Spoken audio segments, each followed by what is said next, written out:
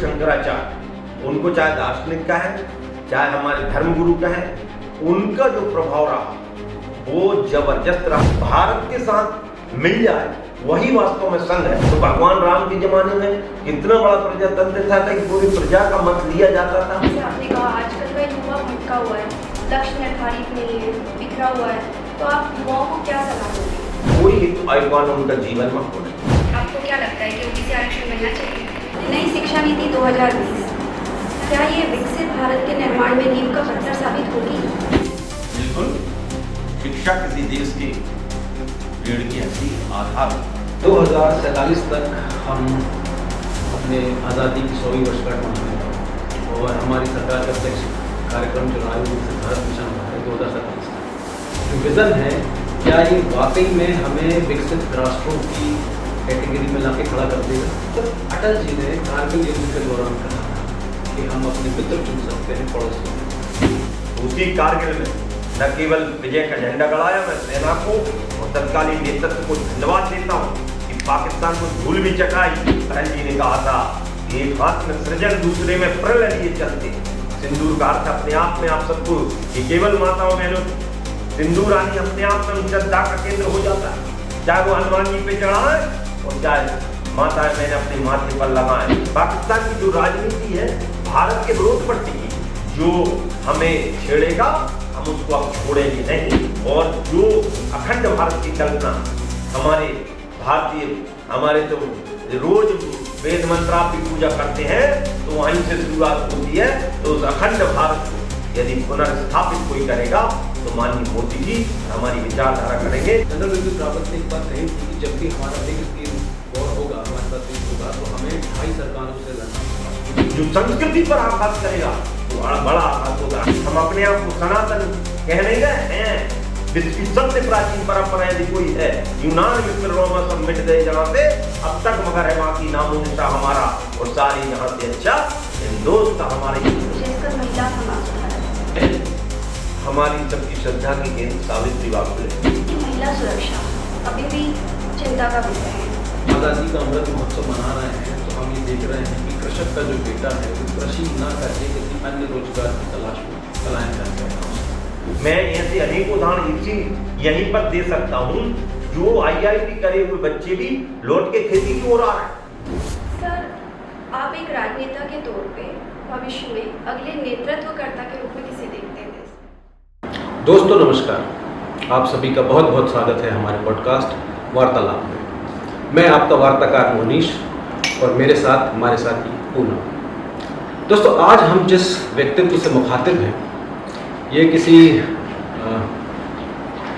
परिचय के मोहताज नहीं है। एक बहुमुखी प्रतिभावान व्यक्ति जो मूलतः तो एक किसान है लेकिन शिक्षक, मार्गदर्शक और जनता के पुरोधा हैं। आजकल ये अपनी आवाज़ संसद में बहुत ज़ोर शोर से उठाते हैं और जनता के मुद्दों को सरकार के पटल पर लाके रखते हैं। आज हमारे साथ मौजूद हैं नर्मदापुरम दरसिंहपुर क्षेत्र के सांसद श्री दर्शन सिंह चौधरी जी। नमस्कार सर। नमस्कार। आपका सर सबसे पहले तो बहुत बहुत आभार जो आपने इतना अमूल्य समय हमें दिया। बहुत बहुत धन्यवाद। जी सर। सर मेरा पहला प्रश्न आपसे ये है कि सर आप आपके प्रारंभिक जीवन के विषय में हमें कुछ बताएं, साथ ही आपकी नवोदय की यात्रा और कर्नाटका विशेष रूप से जहां से आपके राजनीतिक आंदोलन का शंखनाद हुआ था। प्रारंभिक जीवन में गांव में पैदा हुआ। मेरा गांव मूलतः चानो बनखेड़ी ब्लॉक में लगता है और गांव अन्य गांव से तो बड़ा है, आसपास के सभी गांव जुड़े हैं। उसी परिवेश में मैं पला बड़ा। 5वीं तक की शिक्षा गांव में ली और पहली बार नवोदय विद्यालय खुले थे 86 में और पहला एग्जाम दिया था। हम 14 बच्चों ने दिया था और उसमें मेरे गांव से मैं अकेला सेलेक्ट हुआ था।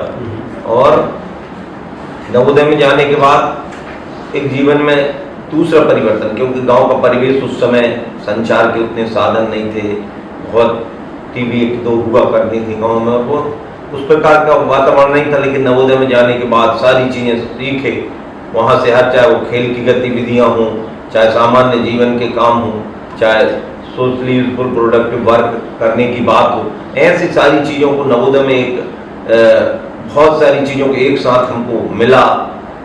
हमने संगीत भी सीखा है तो हमने खेल भी सीखे हैं, हमने शिक्षा का भी स्तर ऐसा जो राष्ट्रीय और उसमें और उसी दौरान हमारे जो नेशनल इंटीग्रेशन नवोदय की स्कीम जो चलती है उसके थ्रू हम 10 बच्चों का सिलेक्शन कर्नाटक के लिए भी हुआ। तो 9th-10th मेरी कर्नाटक में गई और कर्नाटक में मेरा राजनीतिक जीवन शुरू नहीं हुआ। तो जीवन में जो गाँव में हमारे संस्कार रहते हैं उन संस्कारों में कि गलत काम का विरोध हम करेंगे ही, वहीं से जो हमको 1 रोटी वहां पर मिला करती थी, हमने कहा नहीं हमको 2 रोटी, हमको रोटी बढ़ाओ, ऐसा करके हमने किया था। तो हमको 2 रोटी काटना, 2 रोटी, वहाँ की रोटी की साइज ठीक थी तो 2 रोटी पर्याप्त थी। और फिर उसके बाद वहाँ पर चावल ज़्यादा खाते थे। तो वहाँ एक शुरुआत राजनीतिक जीवन की नहीं, वो तो अच्छे कामों के लिए करने की उसमें बहुत सारी स्ट्राइक जीवन में रही हैं, लेकिन स्कूल टाइम की स्ट्राइक वहाँ से शुरुआत हुई और हमको पहली सफलता मिली और उसके बाद हम लगातार करते रहे। और विषय का भी जो हम चूंकि कर्नाटक जब हम गए तो हिंदी माध्यम से ही गए थे और नवोदय में जरूर इंग्लिश का मीडियम, लेकिन जब हम वहाँ पहुंचे 9th में, उस समय थी नहीं, ABCD जाके हमने 6th में सीखी। तो वहाँ गए तो हमको कन्नड़ नहीं आया, उनको हिंदी नहीं आया, तो टूटी फूटा माध्यम क्या, तो अंग्रेजी वहाँ से अंग्रेजी में, चूंकि वहाँ शिक्षा अंग्रेजी में टोटल कोई करता था तो उसका भी हमको फायदा मिला हुआ और 2 साल वहाँ पर रहे। उससे बहुत सारी चीजें देश को समझने को, और जो भारत सरकार की जो योजना रही कि किस प्रकार से नेशनल इंटीग्रेशन के थ्रू अन्य राज्यों से संपर्क, मध्य प्रदेश वाला कर्नाटक गया, कहीं के केरल गए, कहीं के आंध्र प्रदेश गए, तो कहीं के राजस्थान गए, तो कहीं के उड़ीसा गए, तो अलग अलग पूरे देश में तमिलनाडु को छोड़कर एक इंटर स्टेट जो एक दूसरे का जुड़ाव रहता। और आज उसका मैं फायदा देख रहा हूँ। पूरे देश में हम 12 लाख एल्यूमिनी नवोदय विद्यालय के हैं, क्योंकि मैं सीनियर मोस्ट में से एक हूँ। हमारे पहले केवल 2 ही विद्यालय खुले थे, तो सीनियर मोस्ट का फायदा होने के कारण मेरी रुचि का भी ये काम है और लोगों से जुड़ाव भी रहता है। तो पूरे देश में 12 लाख एल्यूमिनी में अब मैं जो हमारा जो परिवार है, जिसमें हजारों अब डॉक्टर्स हो गए हैं, लाखों इंजीनियर्स हो गए हैं, अब कई हमारे IAS हो गए हैं, यानी अलग अलग जिस विधा में जिस ऑफिस में जाओ तो हमारे नवोदय का कोई ना कोई साथी, और उसके प्रति वही भाव वो स्वतः बना हुआ है कि नवोदय एक परिवार, इस भाव के साथ काम किया तो उसने एक जीवन में बड़ा परिवर्तन किया है। नहीं तो हम तो गाँव से निकलकर, और क्योंकि जो भारत सरकार की स्कीम थी कि गाँव की ऐसी प्रतिभाओं का चयन करके हम भेजें और उनको एक प्रकार से, और आज देश की सेवा में जो लगा है शिक्षार्थ आइए और सेवार्थ जाइए, उस भाव को उन्होंने न केवल जनित करने का काम किया बल्कि उस पर अमल करने का काम वहाँ की शिक्षा पद्धति ने किया है। इसके लिए मैं आभार व्यक्त करता हूँ। ये पवारखेड़ा वाली नवोदय है सर? पवारखेड़ा नवोदय मेरा 6th to 8th and 11th-12th इस प्रकार से पवारखेड़ा रहा। 9th-10th मेरे कर्नाटक का कुकनूर रायचूर डिस्ट्रिक्ट में रहा।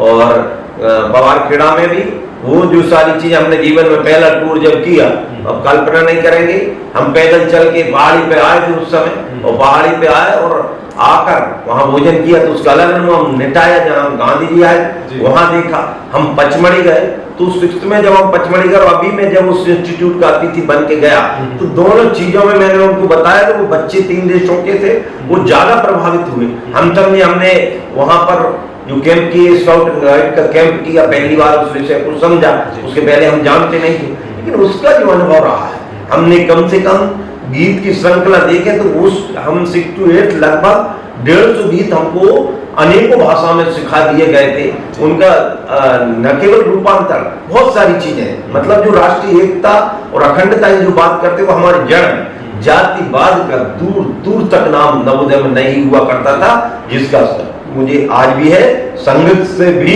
उसी शिक्षा को देता है और उसी का प्रभाव मेरे जीवन पर पड़ा हुआ है। और मैं इसके लिए भी धन्यवाद देता हूँ, चाहे हमारा संघ हो, चाहे हमारा नवोदय हो, जिसके कारण एक ऐसा विचार बना जो हमारे संविधान को सर्वोपरि मानकर वो काम करवाता है। सर, दर्शन शास्त्र में आपने पोस्ट ग्रेजुएशन किया है, आप किस दार्शनिक से सबसे ज्यादा प्रभावित हैं? दर्शन शास्त्र के साथ मैंने 4 अन्य विषयों में भी PG किया है, और दर्शन शास्त्र तो जहाँ विज्ञान समाप्त होता है वहाँ से दर्शन की शुरुआत है। दृश्यते नीति दर्शना, जिसको देखा जाए। और दार्शनिक तो सबके सिद्धांत एक से बढ़ के एक है।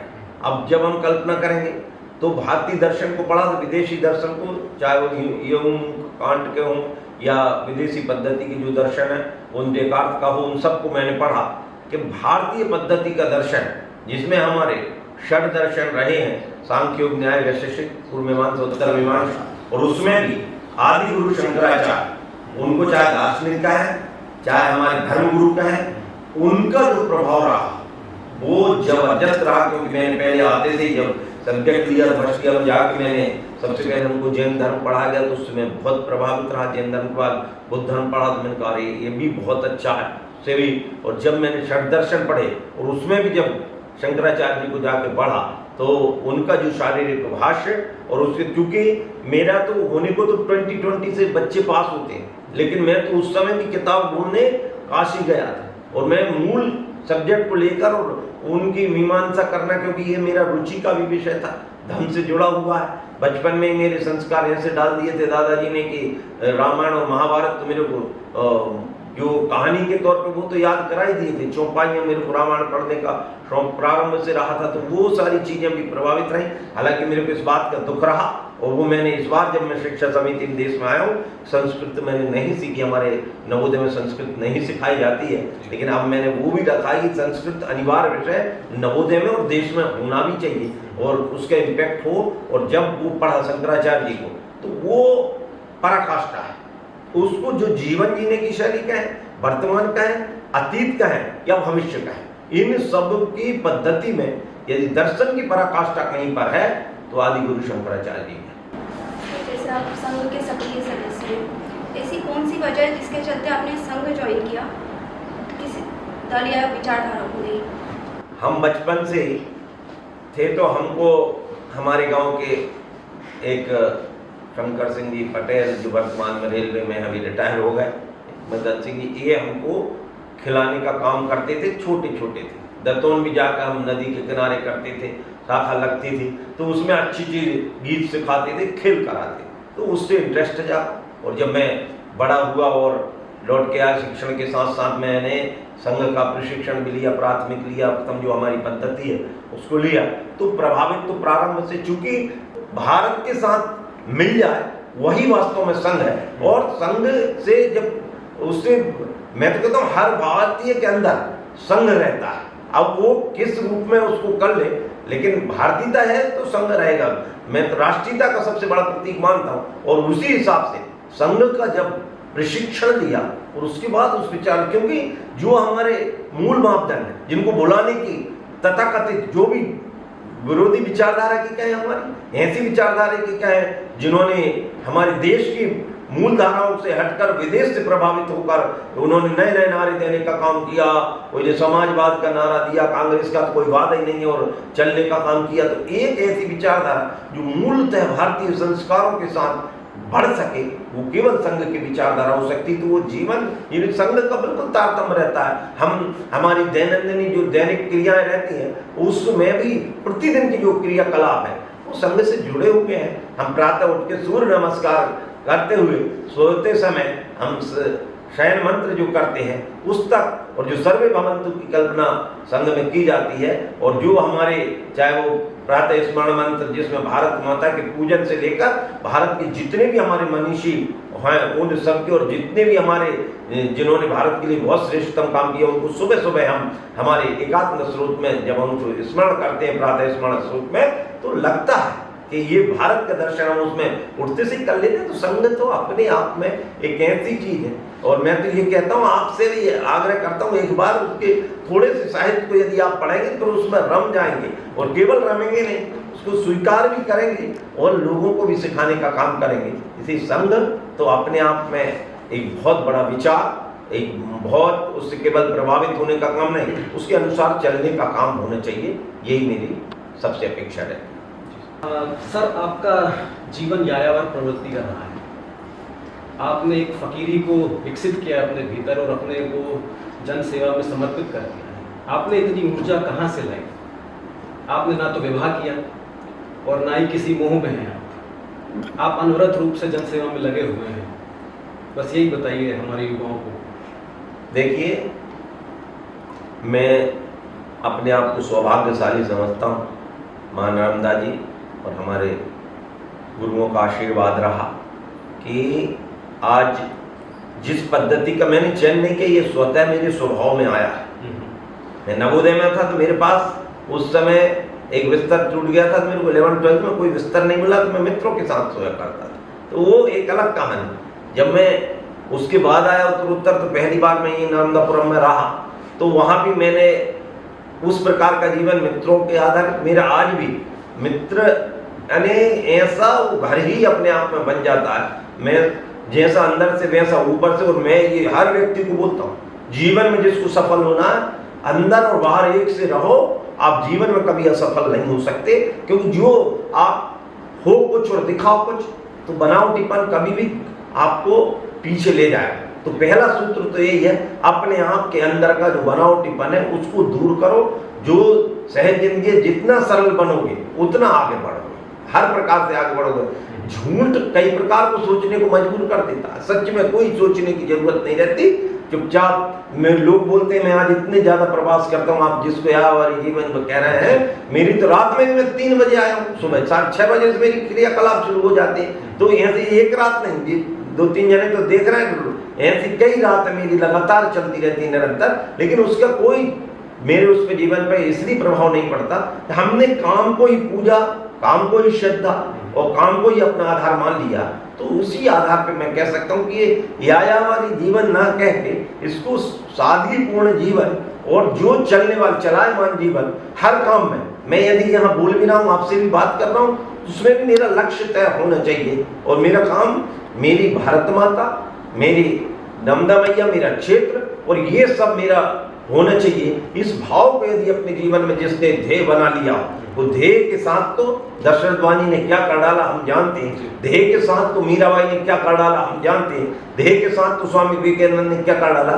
एक ध्येय हमारा निश्चित हो तो ये जीवन हमको, क्योंकि हम खाने के लिए नहीं जीना है, खाना जीने के लिए कितना महत्वपूर्ण है वो अलग विषय है, लेकिन हम जीने के लिए खाएं उतना महत्वपूर्ण कि साईं इतना दीजिए जहाँ मैं कुटुंब समाए और मैं भी भूखा न रहूं और साधु न भूखा जाए। इस भाव के साथ यदि जीवन जिए तो वो ये एक तरह से ये पूरा जीवन, हम कपड़े जरूर ये पहने हैं, लेकिन संतों का जीवन जो होता है उसी भाव के साथ काम करो और उसमें भी जोड़ने की इच्छा खत्म करो। जो हमारा कहते हैं सत्य अपरिग्रह का जो भाव है कि अपरिग्रह कैसा रहना चाहिए, तो हम उतना ही रखें, तो उसके में बिल्कुल सहज भाव रहता है। और ये सब के लिए अच्छी बात है, क्योंकि हम जीवन में इसी बात की तो आशंका बनी रहती है, अगला क्या होगा, अगला क्या होगा। मेरे तो बहुत सारे परिवार के लोग, बहुत मित्रगण हमेशा प्रश्न लगा, अरे यार तू क्या कर रहा है, अरे यार तू क्या कर रहा है। तो इसका क्या अर्थ समझ में नहीं आया, जबकि मुझे भी नहीं पता क्या कर रहा हूँ और मुझे ये भी नहीं पता था कि मैं राजनीति मांगूंगा और मैं यहाँ पर बैठूंगा। लेकिन ये ईश्वर की इच्छा है, ईमानदारी से यदि काम करते हैं और जब ऐसा नेतृत्व देश का हो, ऐसी विचारधारा देश की हो, तो इन सब लोगों का भी तो मोदी जी ने जो आग्रह किया है इस बार लाल किले के ऊपर से किया है कि ऐसे 1 लाख लोगों को नहीं निकाल कर जो गैर राजनीतिक परिवारों के हों, जिनका राजनीति से कोई मतलब नहीं, अच्छे समाज के सेवक हों, उनको लाने का काम जो हमारी पार्टी की विचारधारा कर रही, मैं कह सकता हूँ इसमें अपार संभावना है। और जीवन भी युवाओं के लिए भी मैं केवल इतना कहूँगा कि अपना काम 100% ईमानदारी से करो। कोई कमजोर या मजबूत, ईश्वर के तो सब एक से बनाए हुए हैं, दिमाग सबके पास बराबर है, उपयोग कौन कितना करता है और किस दिशा में करता है। इसलिए आप अपनी सद्विचारों की ओर अपना दिमाग ले जाएं, अपने लक्ष्य तय करें और लक्ष्य के लिए निश्चित चलना शुरू कर दें, आपको सफलता मिलेगी मिलेगी और मिलेगी। विवाह ना करने का भी कारण था आपका? विवाह तो प्रारंभ से ही मैं जब बहुत बचपन में था तो गांव में हमारे यहाँ चूँकि परिवार अच्छा है, बड़ा है और उस परिवार में लोग गांव में अन्य चीज़ें लेने आते हैं, तो वो भी यदि हमारे मजदूर भी यदि आ जाए, कोई गांव का व्यक्ति परिचित भी आ जाए, कोई रिश्तेदार नातेदार मेरे से कोई विवाह की बात उस समय नहीं करता, नहीं तो मैं लड़ता झगड़ता था कि कोई नहीं, मैं तो नहीं करूँगा, कोई दिन मैं नाराज हो जाता। मतलब ये बचपन का मान। जब मैं नवोदय विद्यालय पहुंचा, थोड़ी समझ बढ़ी, जब भी मेरे मित्रों का भाव ये आया, और मेरे मित्रों में तो ऐसे कई उदाहरण जो बोल सकते हैं, अभी मेरे किसी भी मेरे बैचमेट से मिलेंगे, वो उस समय की गतिविधि के आधार पर बोल सकते हैं। मैं उसका ये नहीं है, मेरा तो ये था कि हम इसके बिना भी किस आधार पे अपना जीवन भारतीय पद्धति से गुजार सकते हैं। और उसी दिशा में जब दर्शन लिया, तो दर्शन शास्त्र में मैंने बहुत सारी चीज़ों का केवल अध्ययन किया, कुछ जीने का प्रयास किया, लेकिन भारतीय पद्धति ऐसी और हमारी परिवार परंपरा तो और अच्छी और सुदृढ़ है कि जब मैंने दर्शन को ज़्यादा पढ़ा और उसको जीने लगा, तो मेरे परिवार ने ये समझा कि भैया ये तो शायद पागल हो रहा। उनने यज्ञ बिठा दिए, मैंने कहा ये हम गड़बड़ हो जाएगा। और मैंने दिशा उनको, मैंने समाज में रहते हुए भी मैं अपने अध्यात्म के साथ कैसे जीऊँ, वो ही एक प्रकार रहा। और जिसके कारण मैं चलते गया और रास्ते अपने आप बनते गए। और अब तो मैं इतना सहज अपने आप को मानता हूँ कि किसी भी परिस्थिति में पद को मैं हावी नहीं होने देता। पद कोई सा भी रहे, कभी भी मेरे शायद वो विजिटिंग कार्ड जब भी नहीं बने, आज भी नहीं बने, तो मैं तो साधारण रहता हूँ और अपने आप को दिखाने, मैं तो ये कहता हूँ आप पद के कारण परिचित ना हो, आपका परिचय पद आपके लिए गुण हो जाए, इस प्रकार के भाव से यदि आप काम करो तो जीवन में सफल रहोगे। और यही मूल मंत्र। निश्चय आपका तो ऐसे ही है सर, पद आपके आगे कुछ नहीं। अगला प्रश्न मेरा ये है कि एक बार आप इंटरव्यू में आपने संसद के विषय में बात कही थी कि लोगों को, हमारे नागरिकों को संसद की कार्रवाई को जानना बहुत ज़रूरी है। आज हम देख रहे हैं कि लोग न संविधान को जानते हैं, अधिकारों के प्रति सचेत नहीं है, ना ही कर्तव्यों के प्रति है। इसको बढ़ाने के लिए क्या प्रयास किए जाने चाहिए? मेरा तो ये अपेक्षा भी है। मैंने भी जब पहली बार सदन में गया, प्रणाम किया उसको, और मैं समझता हूँ भारत का सबसे बड़ा मंदिर, ये लोकतंत्र का मंदिर है, मदर ऑफ डेमोक्रेसी जब हम इसको कहते हैं पूरे विश्व के। और ऐसा लोकतंत्र कितनी खूबसूरती है। कल ही मैं एक कार्यक्रम में गया, मेरे प्रतिद्वंदी जो लड़े थे तो वो मिले, तो मैंने उनसे पहला वाक्य यही बोला कि हमारे प्रजातंत्र की खूबसूरती है कि हम दोनों अगल बगल में बैठकर बात कर सकते हैं। ये इतना बड़ा प्रजातंत्र बिना किसी हथियार के, बिना किसी लड़ाई के सत्ता परिवर्तन हो जाती है, पता ही नहीं चलता। ये इतना बड़ा हथियार और ऐसा लोकतंत्र जिसने पूरे विश्व को दिशा, और ये आज का नहीं बना, ये तो लोकतंत्र की परंपरा हमारी प्राचीन है। जब हम जनपद 16 जनपद, उस समय सिंधु घाटी की सभ्यता के बाद जब हमारा वैदिक काल आया और उसके बाद जो उद्गम हुआ, तो उसमें जो 16 जनपद पड़ते थे वो प्रजातंत्र का बड़ा नमूना।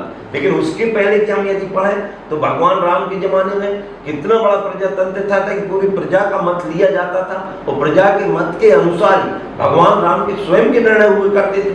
माता सीता का वन गमन अपन सब देख रहे हैं कि ये सारी चीजें जो हुई प्रजातंत्र की, एक धोबी की बात को भी बात उन्होंने प्रत्यक्ष नहीं कही, लेकिन यदि जनता से भी आई है तो राजा उसको स्वीकार करके और कितना बड़ा त्याग कर सकता है, ये जनता का।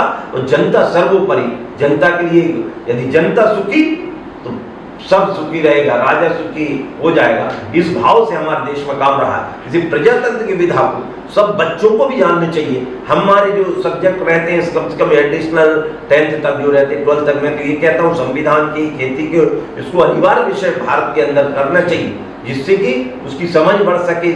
और इसलिए भी समझ बढ़ सके, जो आपने दूसरा विषय कहा कर्तव्य का, ये कर्तव्य का बोध व्यक्ति को नहीं होता। सामान्यतः हम कचड़े की जो अब माननीय मोदी जी ने पहल की और उसके कारण अब प्रदेश सहित पूरे देश में एक अलग वातावरण स्वच्छता के प्रति बना और अच्छा वातावरण बना, इसके लिए मैं धन्यवाद देता हूँ। ये अंतर हमारी विचारधारा में और विरोधी विचारधारा में रहा।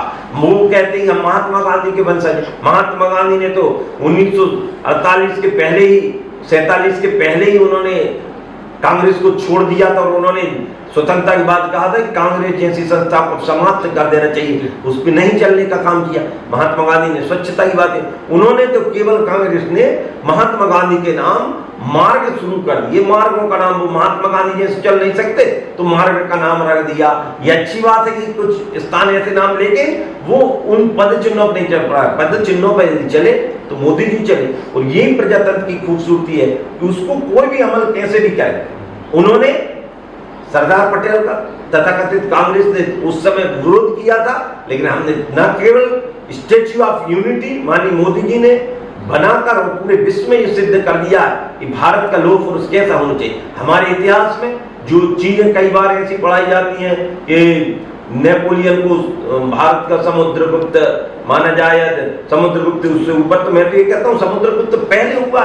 समुद्रगुप्त की तुलना उससे इस प्रकार से नहीं की उनको श्रेष्ठ बनाकर हम श्रेष्ठ हैं, इस प्रकार के भाव से हमारे इतिहास आगे होना चाहिए। और ये प्रजातंत्र में जब हम देखते हैं पूरे विश्व के लोकतंत्र को, कई जगह अलिखित है, कई जगह छोटे हैं, अमेरिका का छोटा विधान है लेकिन अलिखित, हमारे ब्रिटेन का अलिखित है, लेकिन हमारे भारत का विधान लिखित है, सबसे बड़ा है, लचीला है और ऐसा है जो प्रत्येक नागरिकों के अधिकारों को, जो अंत्योदय का सिद्धांत पंडित दीनदयाल जी ने दिया था, संविधान की भावना के अनुसार उस पर काम हुआ है और होगा कि उस अंतिम व्यक्ति का कैसे कल्याण होगा। ये हमारे, इसलिए मैं चाहता हूं कि उस गतिविधि को जब हम देखते हैं तो पता चलना चाहिए कैसे कोई बिल पास होता है, कैसे नए संशोधन होते हैं, कैसे हमारे रिवर्स में प्रश्न लगते हैं, या कैसे हम अपनी बातों को रख सकते हैं, कैसे अति महत्वपूर्ण मुद्दे पटल पर लाए जा सकते हैं जिनका तुरंत निदान हो। और इसलिए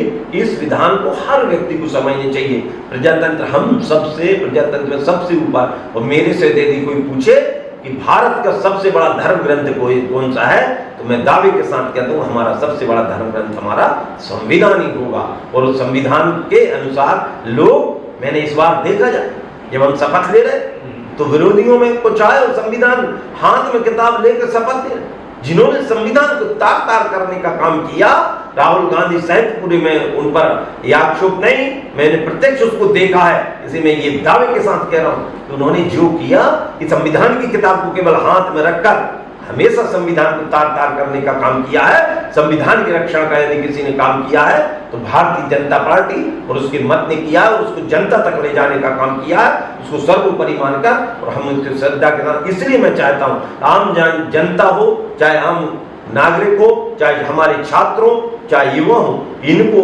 हमारी विधायिका, कार्यपालिका और न्यायपालिका की विधिवत जानकारी होनी चाहिए, जिससे कैसे हमारा देश चलता है। हम यहाँ भी यदि बैठ पा रहे हैं, स्वतंत्र सांस ले पा रहे हैं, आज जो वर्तमान में परिवेश हमको दिखाई दे रहा है भारत पाकिस्तान के बीच में, उसमें भी हमारा राष्ट्र सबसे ऊपर रहे, इस भाव को कैसे जनित हो सकता है। इसलिए विधान और संविधान की प्रक्रिया को, विशेषकर संसद की प्रक्रिया को हर व्यक्ति को दिखाने का मेरा भी मन है। मैं अधिकतम लोगों को ले जाने का प्रयास करूंगा भी और कर भी रहा हूं, जिससे ज्यादा से ज्यादा लोगों की समझ बढ़ सके। सर, जैसे आपने कहा आजकल का युवा भटका हुआ है, लक्ष्य निर्धारित नहीं है, बिखरा हुआ है, तो आप युवाओं को क्या सलाह दोगे? युवाओं के लिए तो सबसे पहला तो कोई एक आइकॉन उनका जीवन में होना चाहिए।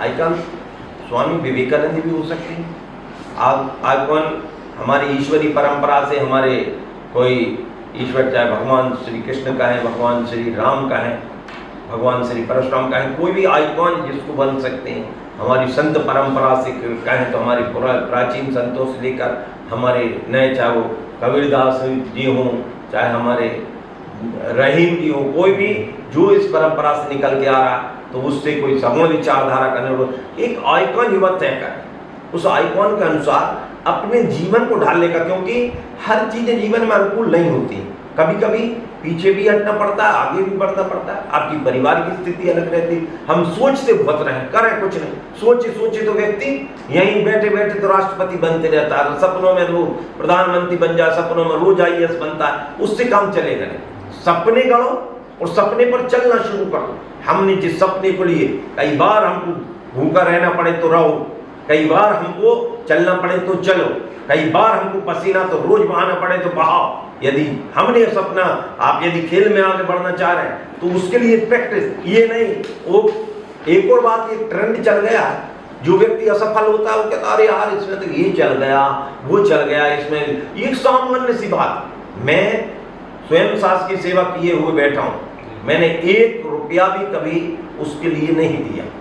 बड़ी बड़ी नौकरियों की बात करते मेरे साथ वाले अनेकों, चाहे वो IAS का एग्जाम निकले हो, चाहे PSC का, मेरे तो बैचमेट, मेरी दीदी मध्य प्रदेश की टॉपर भी नहीं, कोई मैं दावे के साथ कहता हूँ कहीं किसी प्रकार की अच्छे व्यक्ति के लिए कोई इस प्रकार का बात नहीं रहती कि इसमें ये चल रहा वो चल रहा। ये कोई असफल लोग हमेशा ये करते हैं और फिर ब्लेम हमारी कमजोरी को हम छुपाने के लिए करते। मैं कहता हूँ मैं यहाँ भी पहुंचा हूँ, इससे भी ऊपर जा सकता है। हो सकता है कि मेरे में कमजोरी है, उस कमजोरी को हम बता नहीं सकते। और यही व्यक्ति का मैं तो ये कहता हूँ अपनी कमजोरी किससे, जैसे हम सामान्य शिक्षा करते हैं तो मेरे को जो विषय प्रिय था, मान लो मेरे को सोशल स्टडीज में प्रिय लगता है, मैं उसी विषय को पढ़ूंगा। मेरे को कठिन यदि फिजिक्स लगेगी मैं उस विषय को कम पढ़ूंगा। तो ये विषय गलत। हम कमजोरी को दूर करने के लिए उसकी प्रैक्टिस ज्यादा करें। Practice makes a man perfect, यही सिद्धांत लेकर यदि युवा बढ़ेंगे तो मैं दावा करता हूं कि आप यदि सोच रहे हैं कि मैं विवेकानंद के पद चिन्हों पर चलकर राष्ट्र की सेवा करूं तो आप चल पड़ेंगे और कर पड़ेंगे। उसमें कोई रोड़ा आते नहीं आता। कभी भी साधन व्यक्ति के लिए आड़े नहीं आते, धन व्यक्ति के लिए आड़े नहीं आते। ये बात मैं दावे के साथ कह रहा हूं क्योंकि मैंने उस जीवन को जिया है। धन की कभी कल्पना नहीं करी, लेकिन आज इस स्तर पे आया हूं तो उसी भाव के साथ, उसी सुचिता कि सुचिता वाले लोग भी आगे बढ़ सकते हैं, चाहे वो राजनीति रहे। आपका सिद्धांत तो अडिग रहे, आप सिद्धांत पे चल नहीं रहे, केवल ब्लेम लगाने का काम करोगे जिससे नहीं। आप दूसरे की कमजोरी बताने से ज्यादा अपनी कमजोरियों को दूर करके आगे बढ़ने का काम करो। युवा इसमें ही आगे बढ़ सकता है। सर, मध्य प्रदेश में 27% ओबीसी आरक्षण विवाद का विषय रहा है। क्या आपको क्या लगता है कि ओबीसी आरक्षण मिलना चाहिए? देखिए, भारत में ओबीसी की बात हो, एससी की बात हो, एसटी की बात हो, पिछड़े वर्ग, इन सब वर्गों को यदि मूल धारा के साथ आगे बढ़ाने का किसी ने काम किया है तो भारतीय जनता पार्टी। ओबीसी की जहां तक बात आ रही है तो 27% हम तो हैं ही। हमारे तो चुनावी पंचायत के इस बार के जो चुनाव पिछले बार जो हुए, जब माननीय शिवराज सिंह जी मुख्यमंत्री हुआ करते थे, कांग्रेस ने हर संभव प्रयास किए कि ये चुनाव नहीं होने चाहिए। हमने तो आरक्षण घोषित भी किया, अमल भी करवाने का काम किया और चाहे उसमें हमको कोर्ट में खड़ा होना पड़ा, हमारी सरकार को होना पड़ा, लेकिन हम तो लड़े। कांग्रेस क्या कर रही, और ये इतने सालों में ये विवाद ये बनाने का काम केवल कर रहे हैं हम उस वर्ग को। इन्होंने कहा जातिगत जनगणना जब देखो जब चिल्लाते रहे। आप 50 साल बैठ रहे, कहां गई थी आपकी जातिगत जनगणना? किसने उसको रुकवाने का काम किया था? मैं धन्यवाद दूंगा फिर से मोदी जी को, जिन्होंने न केवल कैबिनेट में इसको पास किया है बल्कि देश के अंदर अभी आतंकवाद के विरोध में लड़ाई तो चल रही है, लेकिन ये जातिगत जनगणना को करवाकर हम प्रत्येक मतदाता को, प्रत्येक भारतीय को न्याय देने का काम करेंगे। ये किसी ने दृढ़ता से सिद्ध किया है तो भारतीय जनता पार्टी ने किया।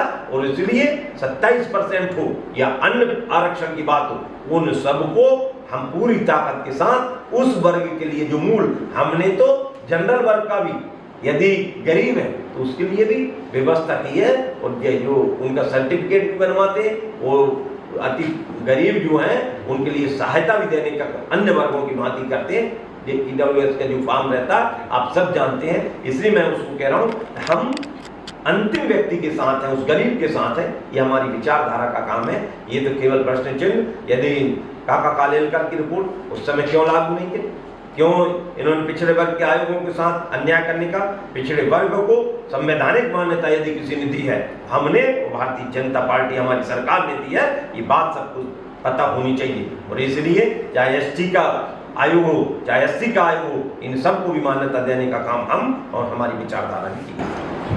सर, मध्य प्रदेश में बेरोजगारी चरम पर है।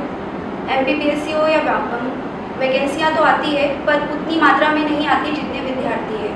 तो यह भी बीच में आंदोलन भी हुआ था, सरकार ने बोला वैकेंसी आएगी पर उतनी मात्रा में नहीं आई। इसको लेकर क्या होना चाहिए? मैं आपके माध्यम से प्रदेश के युवाओं से और देश के युवाओं से भी आह्वान करता हूँ कि रोजगार आने क्या, सबसे पहले तो इसको समझा जाए। रोजगार आने केवल सरकारी नौकरी नहीं, रोजगार आने हम अपना जीवन यापन श्रेष्ठतम तरीके से करें, हमारा परिवार अच्छे से रहे, तो उसकी पद्धति केवल नौकरी नहीं होती। शिक्षण का अर्थ केवल यही नहीं है कि शिक्षा पाओ, केवल नौकरी प्राप्त करो। एक अच्छे नागरिक बनाने का ध्येय हमारी शिक्षा पद्धति का होना चाहिए। और ये जो 2020 जो हमारी नई शिक्षा नीति आई, उस शिक्षा नीति का अर्थ भी इतना ही, मैं आपसे यही आपके माध्यम से ये कहना चाहता हूँ कि रोजगार आने क्या, तो मैं धन्यवाद दूंगा मध्य प्रदेश की दृष्टि से हमारे यशस्वी मुख्यमंत्री माननीय श्री डॉक्टर मोहन यादव जी का, कि उन्होंने 7 संभागों में, संभाग तो 10 है लेकिन 2 के साथ साथ जोड़ कर ऐसे 7 संभागों में अलग अलग हमारी समिट करके एक ऐसी नीति करके कि जिससे क्या अन्य व्यापार की संभावना हो सकती है। बेरोजगारी कैसे दूर होगी जब तक कोई नया उद्योग व्यापार या कुछ इस प्रकार का विकास नहीं हो। हमारे यहाँ 2, मैं तो सौभाग्यशाली हूँ कि अपने जिले में, नर्मदापुरम जिले में एक मुआसा, दूसरा कीरतपुर, ऐसे 2 जो हब बनाए जा रहे हैं और बन रहे हैं, उनसे रोजगार की संभावना हम देखिए जगह जगह इस प्रकार के मेले लगाने का काम, हर महीने मेले लगाने का काम, तो रोजगार आने क्या, ऐसी बहुत सारी कंपनियां, हर चीज सरकारी काम है, सरकार की अपनी एक क्षमता है, उसकी एक सीमाएं हैं, उन सीमाओं में ही काम हो सकता है। बीएससी, यूपीएससी या अन्य प्रकार की जितनी भी जो वैकेंसी निकलती है उनकी तो एक सीमित संख्या ही है, ज्यादा तो हो नहीं सकती, बच्चे लाखों पढ़ने वाले रहे। लेकिन उसके अलावा पीएससी के अलावा भी तो विकल्प है। मैंने खुद ने पीएससी की तैयारी करी, लेकिन मैं शिक्षक बना और शिक्षक बनने के बाद भी मैंने राष्ट्र का काम करना शुरू कर दिया। तो विषय यही है, हम लक्ष्य तय करें, उस लक्ष्य के साथ बढ़ना शुरू करें। हमारे बहुत सारे आयाम ऐसे रहते हैं, आजकल तो मोबाइल से इतनी सारी चीजें बन रही हैं जिससे रोजगार की अपार संभावना बढ़ रही है। मेरा कहने का तात्पर्य यह है कि कर्मठ के लिए कोई बेरोजगारी नहीं है और अखंड मरण के लिए कोई रोजगार नहीं है। इस भाव को हमको समझना पड़ेगा।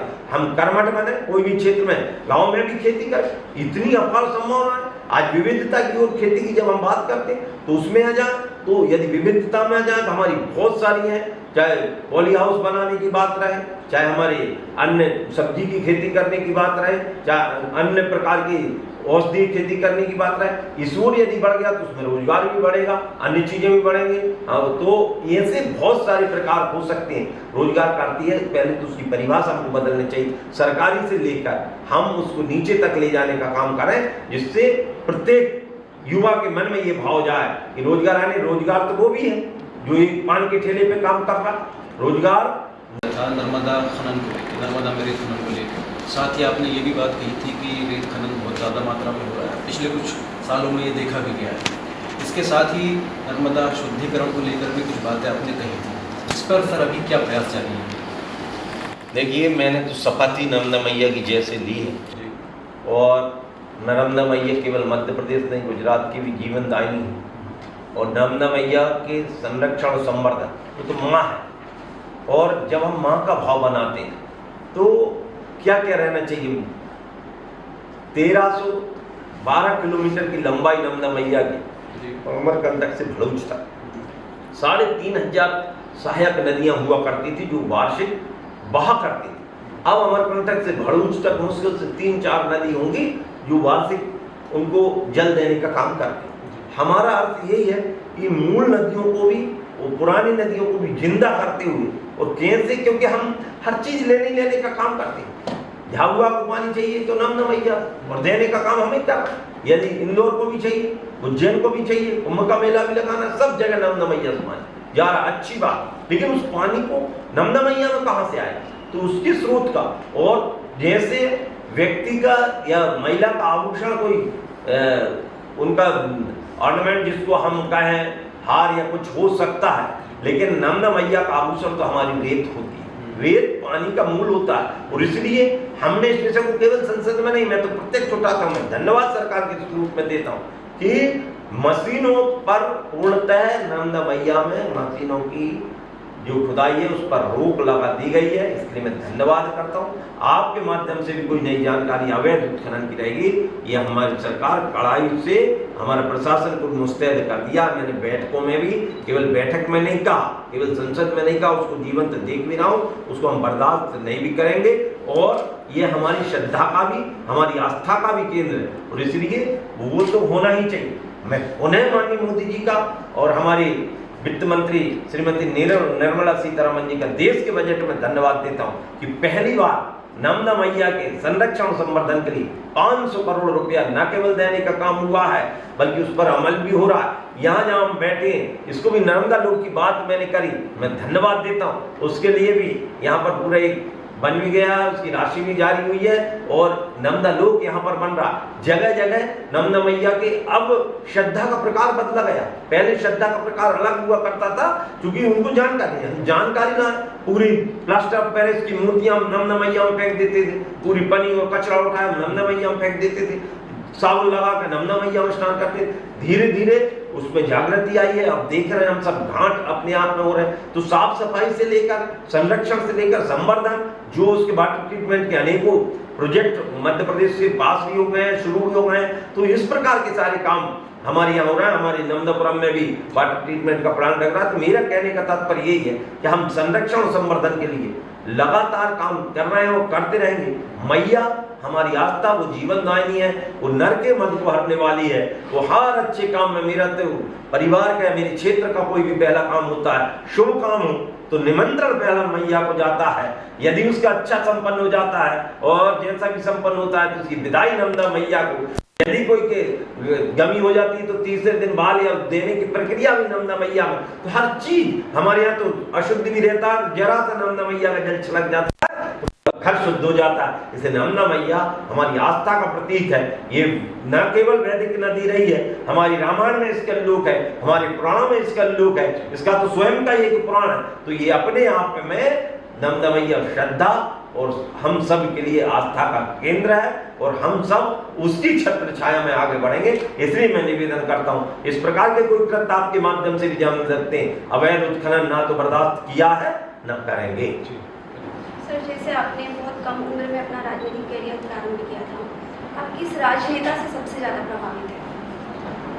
देखिए, राजनेता की दृष्टि से देखें तो मैंने तो वर्तमान में मैं 2017 में भारतीय जनता पार्टी में आया और जिनकी नीतियों से, चाहे हमारे देश का यशस्वी नेतृत्व वर्तमान में जो है आदरणीय नरेंद्र भाई, और उनकी शैली को मैंने वहाँ जाके भी, गुजरात में भी समझने का प्रयास मैं करता हूँ कि भाई क्या क्या होगा। तो मैंने वो गांधीनगर भी देखा है। 30 साल पहले मैं एक कलामा की मोटर 12वीं के बाद गाँव में लेने गया था, तो उस समय का गांधीनगर भी मैंने देखा है और आज का गांधीनगर भी देखा है। उस समय की मैंने साबरमती भी देखी है, आज की साबरमती भी मैंने देखी है। उस समय अभी मैं सूरत से आ रहा हूँ 4 दिन पहले, जब सूरत में घुसते तो मुझे लगता है कि हम विदेश में आ गए। मैंने वहाँ के एक आदर्श गाँव बाबेडकर का BA-BEN ये देखा। आप कल्पना नहीं करो, इतनी ऊंची सोच के साथ मोदी जी ने काम किया है। काम का इम्प्लीमेंटेशन कैसे हो और कर्मठता इतनी रहे कि घर में यदि माता जी का देहावसान भी हुआ है तो उसको तुरंत उनको लकड़ी देने के बाद और तुरंत राष्ट्र के काम में लग जाए।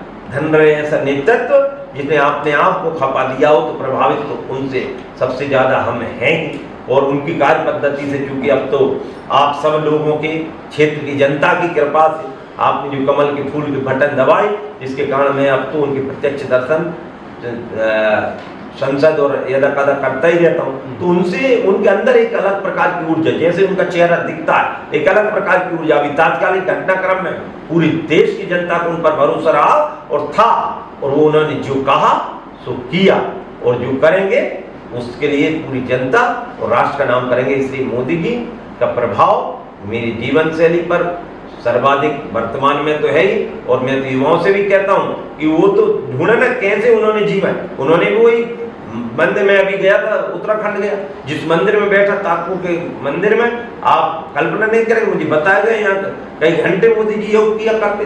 तो ये विषय जब निकल के आता है, लोग आक्षेप लगाने को कुछ भी लगा लें। किसी को आक्षेप, जब कोई कुछ नहीं कर सकता तो केवल आक्षेप लगाता है। तो आक्षेप लगा हाथ ही चलता है, तो क्या क्या घटनाएं होती है हम उसकी बात नहीं करेंगे, लेकिन हम इस बात को लेकर चल रहे हैं। हमारा वर्तमान का नेतृत्व होने को बहुत नेता देश के अंदर है, लेकिन वर्तमान का नेतृत्व हमारे देश के यशस्वी प्रधानमंत्री हमारे ऊपर सबसे ज्यादा छाप और छवि छोड़ रहे हैं, और हम भी उनके बताए हुए मार्ग पर थोड़ा बहुत जितना चल सके अपना पूरा प्रयास कर। सर, जैसे आप स्वयं एक शिक्षक रहे हैं, नई शिक्षा नीति 2020 क्या ये विकसित भारत के निर्माण में नींव का पत्थर साबित होगी? बिल्कुल, शिक्षा किसी देश के रीढ़ की हड्डी, आधार होता है। मैं तो एक बात है कि किसी देश को यदि स्थायी विकास यदि चाहिए तो शिक्षा पद्धति अच्छी। 1885 में रसिया और जापान का एक युद्ध हुआ था और जापान बुरी तरह परास्त हुआ था। केवल जापान ने फिर उसकी अपनी केवल उसके राजा को उस समय जो पद्धति रहती थी तो गिरफ्तार कर ली गया, उससे पूछा कि क्या एक चीज स्वतंत्र, उसने केवल शिक्षा को स्वतंत्रता में ली और शिक्षा को स्वतंत्रता में लिया। 10 साल बाद उसी रसिया से उसने युद्ध किया और उसको हरा दिया। तो वहाँ के राजा ने कहा था कि कैसे हरा दिया इतने बड़े देश को? तो उसने कहा मैंने लोगों को शिक्षित करने का काम किया। जब शिक्षित हो जाता है तो शिक्षा का प्रकार क्या? अभी हमारी शिक्षा में जो दोष थे 2020 के पहले नई शिक्षा नीति लाने का कारण क्या? मैं उस शिक्षा समिति का सदस्य थी, तो उसमें जो व्यवहारिक पक्ष कि पहले करना कुछ था, हमने हमारे इतिहास को किस ढंग से प्रस्तुत किया, हम गणमान कर रहे हैं। हम हमारे यहाँ पचमढ़ी आता, पचमढ़ी की खोज कैप्टन फोर्साइज में 1884 में करी है। ऐसी कौन सी बात है? अरे वहाँ पांडव रहे हैं, वहाँ पुराना रहा है, महादेव की नगरी रही है, इतने प्राचीन मंदिर है, लेकिन खोज अंग्रेज ने करी। ये कौन सा इतिहास? ये गलत ढंग से पढ़ाने का ये कौन सा इतिहास कि बोल दिया कि हमारे आजाद और भगत सिंह ये आतंकवादी उस समय कहा थे? ये कौन सा इतिहास? ये ऐसा कहें कि एक छोटा सा विद्रोह 1857 की क्रांति को छोटा, ये कौन सा इतिहास? इस इतिहास को सुधारने का काम कौन करेगा? हम विदेशियों को, अच्छी बात है कि उनका शासन जो भी पद्धति वो अच्छी है, ठीक है, हम उनका वो नहीं करेंगे, लेकिन हमारी पद्धति में सर्वश्रेष्ठ क्या रहा? तो हमारे पास तो राम जैसे आदर्श है, हमारे पास चंद्रगुप्त जैसे आदर्श है, हमारे पास ऐसे अनेकों आदर्श रहे हैं जो चाहे शासन पद्धति में रहे हो चाहे लगा, उन आदर्शों को कैसे स्थापित हो नई शिक्षा नीति में व्यवहारिक बनाने का काम उसको किया है। जो बाल मन से बच्चे के कैसा संस्कार होना चाहिए, तो वहीं से उस शिक्षा नीति को उठाने का काम किया है। और जो 3+4+4+ उसको करने का काम किया है, उसका अर्थ भी केवल इतनी है कि हम पहले मूल शिक्षा को कैसे लाने का काम करें। हम चाइल्डहुड बच्चे के कैसे पालन पोषण वहां से लेकर फिर हर भाषा का जो पद्धति है उस भाषा का उसके जीवन पर क्या असर होना चाहिए। तो मूल भारतीय भाषा में मूल ज्ञान, मैं तो ये कहता हूँ आप भी बैठे, अंग्रेजी का भूत सब पर सवार रहता है, अच्छी बात है, भाषा का ज्ञान होना चाहिए, लेकिन मैं तो जो भारत में पैदा हुआ मध्य प्रदेश में, वो कितनी अच्छी अंग्रेजी जानता हो, सपना कौन सी भाषा में देखेगा आप कल्पना करके देखिए, सपना वो अपनी मातृभाषा में देखेगा, इससे बड़ा आधार कोई हो नहीं सकता। तो व्यवहारिक शिक्षा नीति और शिक्षा रोजगार मुखी हो, शिक्षा राष्ट्रमुखी हो, इस प्रकार के भाव से तो शिक्षा नीति बनाया गया और वो निश्चित है मील का पत्थर साबित होगा। शिक्षा बदलेगी या शिक्षा का भाव सही आ जाएगा तो देश का आधार, क्योंकि किसी देश का विकास करना है तो अच्छी शिक्षा पद्धति को बढ़ाना है। बिल्कुल सर, 2047 तक हम अपने आज़ादी की 100वीं वर्षगांठ मनाने वाले हैं और हमारी सरकार का फ्लैगशिप कार्यक्रम जो आयु विकसित भारत मिशन हो रहा है 2047 का जो विज़न है, क्या ये वाकई में हमें विकसित राष्ट्रों की कैटेगरी में लाके खड़ा कर देगा? 2014 के पहले का भारत एक निराशा के दौर में, मैं आलोचना नहीं कर रहा, लेकिन एक जमाना था, कहीं भी गारंटी नहीं। हमारे मध्य प्रदेश जैसे जो शांति का टापू कहता था, यहाँ डर पैदा गया। भोपाल में, जबलपुर में कुछ ऐसी घटनाएं होने लगी कि लोगों को डरने लगा कब बम फूट जाए। एक निराशा का वातावरण की पूरी जगह जगह कैंडल लेके रोड पर आ गया, चाहे वो मातृशक्ति की नीति को बनाने की बात हो, चाहे रोजगार को लेकर हो, चाहे युवाओं को लेकर, एक ऐसा वातावरण बन गया कि क्या मालूम देश का क्या हो। ऐसे समय भारत की कमान यशस्वी प्रधानमंत्री माननीय मोदी जी ने संभाली, उस निराशा के दौर को आशा के दौर में बदलने का काम किया। और केवल आशा के दौर में नहीं बदला, जो हमारी अर्थव्यवस्था है, जो फ्रेजाइल अर्थव्यवस्था कहलाती थी, कमजोर अर्थव्यवस्था कहलाती थी, विश्व की सबसे कमजोर अर्थव्यवस्था में आती थी, आज विकसित अर्थव्यवस्था की ओर बढ़ गई है। और ऐसी अर्थव्यवस्था की ओर नहीं बढ़ी, 11वें से लेकर हम 5वें नंबर पर आए हैं। और अभी जिस दिन पाकिस्तान के साथ हमारा शुरू हुआ है, उसी के साथ हम विश्व की 4थे नंबर की अर्थव्यवस्था, हमने जापान को भी अब पछाड़ कर विश्व की 4थे नंबर की अर्थव्यवस्था आई है। और इसलिए 2047 का विकसित मॉडल ये किसी एक दिन का काम नहीं है, उसको लगातार चलने की प्रक्रिया है। जब विकास, जब मैंने आपको बताया, मैंने साबरमती आज से 20 साल पहले की भी देखी थी, 25 साल पहले, और आज की साबरमती देखा था अंतर, और ये एक दिन का परिवर्तन नहीं, ये समय का परिवर्तन हो। इसलिए 2047 के विकसित मॉडल हम कौन से क्षेत्र में हम अपना इंफ्रास्ट्रक्चर कैसे मजबूत करेंगे, हम अपने आय के स्रोत कैसे बढ़ाएंगे, हम कौन सी विधा में कितना उसको लगाएंगे। हम जैसे रेलवे की बात करें तो रेलवे हमारे यहाँ का बहुत सघन माध्यम रहा, हर चीज का आवागमन से लेकर हमारी जितनी भी गुड्स है उसकी सप्लाई तक सारी चीजों का रहा है। लेकिन उस रेलवे में पहले हम देखते थे पैसेंजर, मुझे पता ही 5-6 घंटे लेट आना तो स्वतः हुआ करता था। अब गाड़ियां समय पे जा रही, इसका बड़ा कारण रहा है एक आमूल एक सोच के साथ परिवर्तन करने का काम किया है। चाहे वो ट्रैक विकास को पहले आओ तो इटारसी में आते होशंगाबाद में या नामदापुरम, अब हो गया, पहले होशंगाबाद कहते थे, तो नामदापुरम में आओ तो भैया वहां गंदगी अपार पड़ा करती थी। रेलवे स्टेशन बैठने में अपने को भी डर लगता था कि भैया कितनी जल्दी आ जाओ, कैसे हो जाए। अब इटारसी से लेकर हर स्टेशन की साफ सफाई से लेकर जो आई है, ये एक विजन के साथ काम किया है। ये विजन ही 2047 का, ये छोटी छोटी बातों से लेकर बड़ी बातों, छोटी बात है नहीं क्या। जब मोदी जी ने 2014 में काम स्वच्छता चलाएंगे तो लोगों ने उपहास उड़ाया कि स्वच्छता की बात, उनने का शौचालय खोलेंगे 2 अक्टूबर को कहा तो लोगों ने फिर उपहास उड़ाया, खाने को है नहीं शौचालय की बात कर रहे, क्योंकि वो उस दर्द को नहीं जानते। उस दर्द को किसने जाना? उस दर्द को मैं गांव का रहने वाला हूँ, मेरी माता मैंने यदि कोई गांव में शाम को लोटा लेके सुबह निकलती तो अकेली नहीं निकलती, उनके साथ वो किसी की माँ होती, किसी की बेटी होती, किसी की दादी होती, किसी की बहू होती, किसी की बहन होती, पूरे परिवार की इज्जत उस लोटे के साथ जाती। उसको यदि बचाने का और सुरक्षित करने का काम किया है तो शौचालय बनाकर मोदी जी ने किया। ये विकसित भारत की सोच होगा।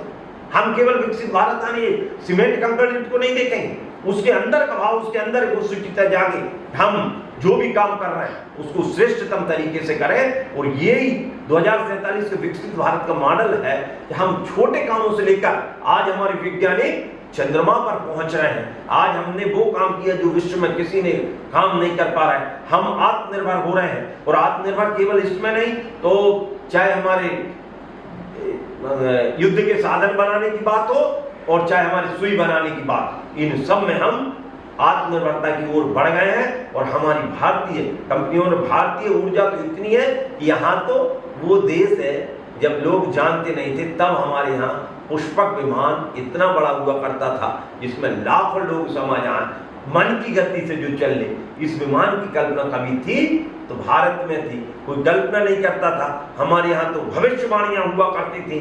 हमने कंस की मृत्यु की भविष्यवाणी सबने देखी होगी, टीवी में सुनी होगी और ग्रंथों में पढ़ी होगी, लेकिन अब वो भविष्यवाणी हम बैठे बैठे कर सकते हैं। हमारे साधु संत एक दूसरे से बैठे बैठे बात कर लेते, लोगों को आश्चर्य होता था, लेकिन अब मोबाइल चल गया, बिना लाइन के चल गया तो लोगों को लग गया। तो हम तो इतना आगे के सोचे बैठे हैं। ऐसे ऐसे हमारे पास शस्त्र, एक ही शस्त्र, इतने बड़े योद्धा थे, एक ही शस्त्र पूरी पृथ्वी को नष्ट कर देता है। हमने परमाणु की कल्पना करी तो उस परमाणु की कल्पना जो सांख्य के दर्शन में भी उसका वर्णन है, तो ऐसे परमाणु की कल्पना यदि करी हम देख सकते हैं कि भारत अपनी प्राचीन पद्धति को यदि ज्ञान में लाए तो कल्पना कर सकता है। तो हम उसी विकसित भारत की बात कर रहे हैं। जब मेरा भारत विश्वगुरु था, कब? जब भारत में एक भी इस प्रकार के सरकारी तंत्र से विद्यालय नहीं चलते थे। मेरी भारत की शिक्षा आत्मनिर्भर थी, गुरुकुल हुआ करते थे सम्मान का, कि प्रातः काल उठ के रघुनाथ और माता पिता गुरु ना वही माता, वहां की शिक्षा से हमारी शुरुआत हुआ करती थी। गुरु के आश्रम में, चाहे वो राजा का बेटा हो और चाहे वो गरीब का बेटा हो, उनको आश्रम में छोड़कर समान शिक्षा पद्धति और एक साथ शिक्षा पद्धति चलाई जाती थी। देश का एक सिनारियो अलग प्रकार से हुआ करता था। और उस समय हमने 1-2 साल नहीं, हजारों साल विश्व का नेतृत्व किया है। विश्व के जो व्यापार है उस पर 33% कब्जा हमारे भारत का हमेशा से रहा है। मैं इतिहास का छात्र रहा हूं। ये कोई गरीब देश में नहीं आए थे, चाहे वो पुर्तगाली हो, चाहे डच हो, चाहे फ्रांसीसी हो, चाहे अंग्रेज हो। ये कोई गरीब देश में आक्रमण करने नहीं आए थे। हमारा देश समृद्ध था। उसके पहले भी महमूद गजनवी, मोहम्मद गोरी के आक्रमण देखे हम 12वीं सदी के। तो ये कोई गरीबों के देश में नहीं आए थे, ये लुटेरे थे। और इन्होंने हमारी समृद्धता को देखा, हमारी शालीनता में, हम कहीं ना कहीं मार खा गए थे और इसलिए इन्होंने हम पर आक्रमण भी किए, हमको लूटने का भी काम किया। लेकिन भारत फिर से उठ खड़ा हुआ है माननीय मोदी जी के नेतृत्व में। 2047 में फिर से वो भारत का जो अतीत था, जिसके बारे में मैं नहीं कह रहा, आज भी यदि चले जाओ तो दीवाने खास में लिखा है कि गर फिर दोष बर हुए जमी अस्तु अमी अस्तु अमी अस्तु अमी अस्तु। यदि संसार में कहीं पर स्वर्ग है तो वो केवल मेरे भारत में है, केवल मेरे भारत में है, केवल मेरे भारत में है। उस भारत को यदि स्वर्ग देखना है तो 2047 का विकसित मॉडल, जिसमें एक एक व्यक्ति को हम कहते हैं सबका साथ, सबका विकास, सबका विश्वास और सबका प्रयास, एक एक व्यक्ति का उसमें हाथ चाहिए। जब एक हाथ खड़ा होगा तो 140 हाथ, 140 करोड़ हाथ अपने आप खड़े हो जाएंगे। इस भाव के साथ माननीय मोदी जी आज देश को आगे बढ़ाने का काम कर रहे हैं और ये विकसित भारत का मॉडल ही भारत को नहीं पूरे विश्व को दिशा देगा और भारत हमारा विश्व गुरु फिर से बनेगा। उसी आशा में हम काम कर रहे हैं। सर, अटल जी ने कारगिल युद्ध के दौरान कहा था कि हम अपने मित्र चुन सकते हैं पड़ोसी में। एक बहुत ही कहना चाहिए बहुत ही खराब घटना देश में हो गई है पहलगाम, और आतंक की सफाई के लिए हमारा युद्ध भी पाकिस्तान से चलता है। क्या कहेंगे सर? अपना एक सिद्धांत और उनके सिद्धांतों के कारण देश ने एक नई दिशा पाई, चाहे वो गरीब कल्याण की, आज प्रधानमंत्री सड़क योजना उनकी बदौलत। तो गांव में कल्पना नहीं कर पाता है, साहूकार के कब्जे में पूरा गांव हुआ करता, उन्होंने क्या क्रेडिट कार्ड है, उन्होंने मित्रता के लिए हाथ बढ़ाया। लेकिन जब गद्दारी की तो उसी कारगिल में न केवल विजय का झंडा गड़ाया, मैं सेना को और तत्कालीन नेतृत्व को धन्यवाद देता हूं कि पाकिस्तान को धूल भी चटाई। ये मैं नहीं कह रहा, अटल जी ने कहा था, एक हाथ में सृजन दूसरे में प्रलय लिए चलते, सभी कीर्ति ज्वाला में जलते, हम अंधियारों में जलते हैं, आंखों में वैभव के सपने, पग में तूफानों की गति और राष्ट्रभक्ति का ज्वार न रुकता, आए जिसमें हिम्मत। ये हिम्मत का काम, ये राष्ट्रभक्ति, देश भक्ति, ये हिम्मत और स्वर का काम है। और अटल जी ने तो किया, यदि उन्हें पड़ोसी धर्म नहीं निभाया तो उनको बाकायदा जवाब भी दिया। वर्तमान में भी ये कायराना हरकत जो पाकिस्तान ने करी थी और उसका मुंह तोड़ जवाब ऑपरेशन सिंदूर, ये साधारण विषय नहीं है। सिंदूर का अर्थ अपने आप में आप सबको, ये केवल माताओं बहनों की सिंदूर आनी अपने आप में श्रद्धा का केंद्र हो जाता है, चाहे वो हनुमान जी पे चढ़ाए और चाहे माताएं मैंने अपने माथे पर लगाएं, ये अपने आप में एक श्रद्धा का काम। और उस सिंदूर नाम से ही सब पता चल रहा है, ये सिंदूर साधारण नहीं है, ये देश की अस्मिता का प्रश्न है, माताओं बहनों की अस्मिता का प्रश्न है, देश के एक एक युवाओं के प्रश्न, अस्मिता का प्रश्न है। उसको बचाने का यदि कोई शेर या काम किया है तो माननीय मोदी जी ने उस ऑपरेशन को चलाया और पाकिस्तान सजग भी हो जाए। है तो पैदा हमसे हुआ, हमसे ही आंख इठला रहा, ये अच्छी बात नहीं है। और उसने जिस आतंकवाद और जो संरक्षण जो उस समय पंचशील के सिद्धांत का है या तुष्टिकरण की नीति का है, नेहरू जी, उस नीति के कारण जो हमको घाटा हुआ, उस घाटे को एक बार आप देखें। 1948 में पहला कबीलिया युद्ध, भारत पाकिस्तान का पहला युद्ध, जिसको कबीलिया युद्ध भी कहते हैं। कबीलों ने आक्रमण किया, पाकिस्तान की सेना ने सहयोग किया और मसला वही था 250 करोड़ की राशि जो गांधी जी ने कहा था और उसके उत्तरोत्तर जो भी घटनाक्रम। लेकिन उस समय भी हमारी सेना ने उनको धूल चटाई। 1965 की बात करें, 1971 की बात करें, हमने हर बार उनको धूल चटाने का काम किया। अब प्रश्न ये है, 1998-99 में भी हमारे कारगिल युद्ध की बात करें, सब बार हमने उनको धूल चटाया, लेकिन हर बार वही बौनी हरकत करने का काम।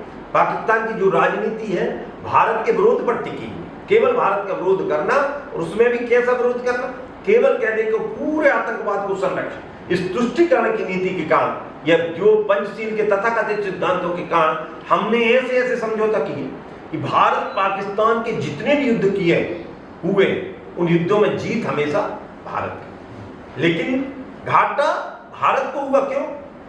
पीओ क्यों गया?